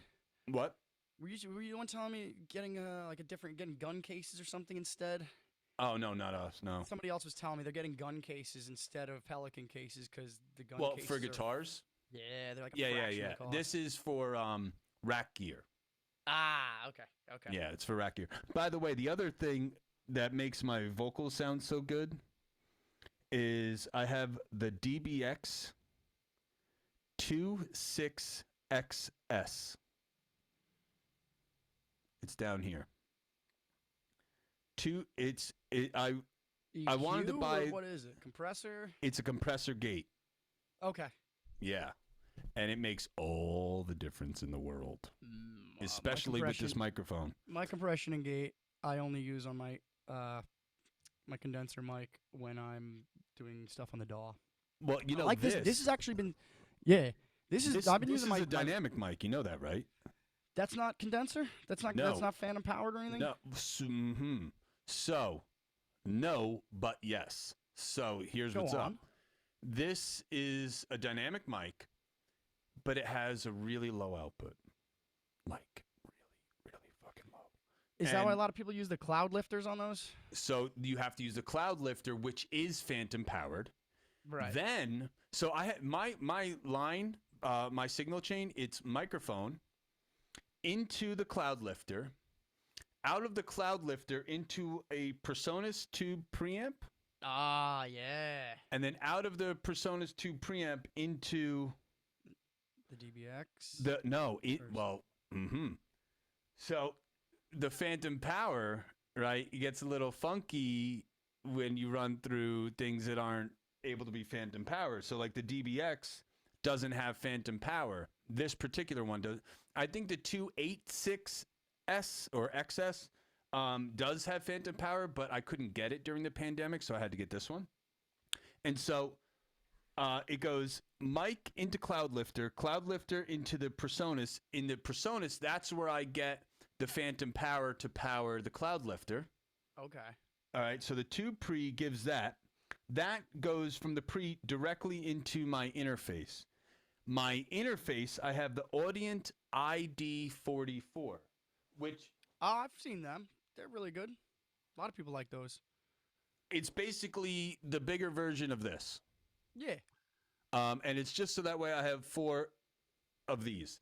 But on mine, channels 1 and 2 have an effects loop Okay. that this doesn't have. And in that effects loop, that's what I run the DBX through. So there's like Instead of there's an line, in you and do it out. through the loop. Yeah. Okay. Insert and return, it's called. And that's where the DBX runs. So you could run, like if you get the 286, I believe, that has phantom power, but the 266 doesn't. But yeah, and they have this great thing. What is it called? Over easy. It's this one little tiny button that I could push, and it makes, see, now I'm a little bit louder here, but if I do this, it takes off, it makes, does like a little EQ thing. So if I turn it off, I'm a little bit louder, but if I turn it on, then it just softens some of the stuff. I still have all the depth, but not all the abrasiveness. Nice. Nice. Yeah, but that DBX compressor gate, it's a big difference. And it sucks that, like I have this $400 microphone that has to run through that cloud lifter that I forget how much it is. It might be a lot. They're like $120. Yeah, right. And then that Personas, those things are like $125 to $200. And then my fucking interface, it's, we don't want to talk about how much that is. Yeah. No, that's why I went with a Focusrite. I got my Scarlett 2i2. It's doing fine for what I need right now. For live for Nita, we used the Scarlett 818. Yeah, that's good. Yeah, we have the rack mount. Rack mount boy, yeah. Yeah, and we have 4 outs. Yeah, on the one rack, it's got 4 outs. Yeah, we use 4 different outs on it. Nice. I probably have a picture of it somewhere. I think it might, because I think it might have 8 outs. I think it does. I think that's the yeah, whole, and I think the we use 4 of them. One is the click. The 2i2 here has 2 ins, 2 outs. I think that's how the 8i's are. I don't know. I'm guessing. I think you're right though. We have. I think I have pictures of it and I have everything written down. But one out is guitar. Another out is David's vocals. The other out is like the synths, and then and those 3 go to front of house, and then the album versions that's in the session, that just goes straight to the board, our in-ear board, because that only goes to Josh. Yeah. It doesn't go out to the front of house, none of that. So, maybe I gotta figure. I don't remember, but yeah, it's like, and then somewhere in there is the click. I don't remember the exactly, but I'm pretty sure we only use. You guys have clicks? What? Do you guys have clicks in your ear too? Ah, okay. Yes, sir. Yeah, and we have this in the click track. We have Nita, who gives us the 8 counts. Yeah. So it's physically Nita's voice that says 1, 2, 3, 4, 5, 6, 7, 8. No shit. Yep. That's cool. Yeah, it's fucking great. And that's cool. cool. I heard that's what on the first tour we did, Nita said something like, "Oh yeah, it's actually me counting." And then we even have this one where it's like 1, 2, 3, 4, 5, 6, 7, 8, go! And it's like actually Nita's voice, and it's fucking great. Like I take it for granted, like after being on the road for all these months, but it's like fun. It's just fun, man. It's just something fun. Stupid like that, right? Anybody could go beep boop boop boop beep boop boop boop. Yeah, we have that shit too, like. Yeah, but add then a little this. That's yeah, cool. It's a nice little flair. Puts a smile on your face. Puts you in a better mood when you're listening. Yeah, it's cool to hear the boss's voice because it's she's commanding the show. Even when she's not physically doing it, she's still commanding the show. You know, like, She and seems it's like a just, good leader to work with, man. yeah, she is a leader, right? Not just a boss. She's a leader. Yeah, Um, exactly. We need more leaders, less bosses. yeah, Because a leader, people will willingly follow a leader. and the leader is just like Alexander the Great or Leonidas, dude. You know, if you're a king and you're not on the battlefield, who are you Not a really? king. You know, Exactly. yeah, you have to be on the battlefield. And like the one thing that Black Label, the best compliment that we got from Black Label that I got from Cyrus, who was their production manager, was the thing he loved seeing the most was that when we got done, not one single person would just leave the stage. Hmm. Hung Every around. single person would be there, grabbing shit, putting it all together. You know, like we rip everything off the stage, and even Nita, like she's on the stage, she hands off her guitar, she looks at me and goes, "All right, what can I do?" You're the boss. Great. What do you mean? That's great. Yeah, No, like you yeah, got- and she's like, "What can I do?" And most of the time, she just grabs cables. And even on the headlining shows, when we're done and we're all breaking down the stage, Nita is right there on the stage wrapping cables. That's a leader. Right? Those scrims that set up, she builds them every night. She breaks them down every night. You know, sometimes maybe one of us or someone else will get to it if she's busy or doing VIP or if it like takes some time to get to that point of the production. But like if there's the time and we're all doing stuff and she's just sitting there, she will do stuff. That's great. You know, like Angel Vivaldi didn't fucking touch the stage. You know? Some artists are like that. I mean, especially on the local level, you get the singer, especially if they don't have a bass guitar or something else. They're gone. They're gone. Maybe, you know, for good, when we had a standalone singer, his job, he went to the merch table, and that was calculated. It made sense on the local level, especially because that's where people are heading. But you gotta get off the stage in a timely manner, in an organized manner, and you don't want to have one person doing all this work while one other person's doing That is barely how anything. people burn out. Yeah, exactly. Dude, the reason why Darkness Descends failed is the responsibilities were not equal throughout. As something as dumb as what Angry Jay used to say to me, I used to get so fucking mad at him. Be like, Jay, help us move this fucking gear, dude. Oh, well, I carry my instrument with me everywhere. I'm like, yeah, me fucking too, on my back. Don't you know me? Like, I go everywhere with my guitar. Fuck yeah, you do. Like, the only reason why I don't fucking bring a guitar on the Nita Strauss tour is because I have to fly in so I don't have extra bags, you know? But on the first Nita Strauss tour, dude, I brought 2 guitars. I snuck them in my luggage. I put a capo on and I fucking took the neck off and I fucking folded the guitar. Like, but like, I can't do that shit nowadays, you know? But like, it's like to have Angry Jay tell me, I bring That's my that- instrument with me everywhere, and to That's that see Nita LSD, Strauss It's that lead building singer and breaking disorder. down production and moving lights and wrapping cables, that is the difference, dude.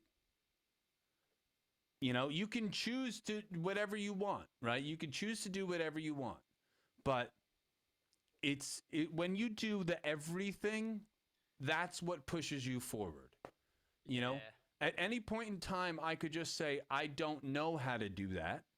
Or when I'm asked to do something, like what would happen if when we lost our fucking front of house guy, what would happen if when I was in the middle of Harrison, Ohio, and our front of house guy is in quarantine in the back, and we have to pin the stage? Yeah, I could have looked at the boss and said, yeah, I don't know how to do that, or it's not my job, or I don't know, can't do that. Or you rise up and you figure it out and you do what's needed for the team.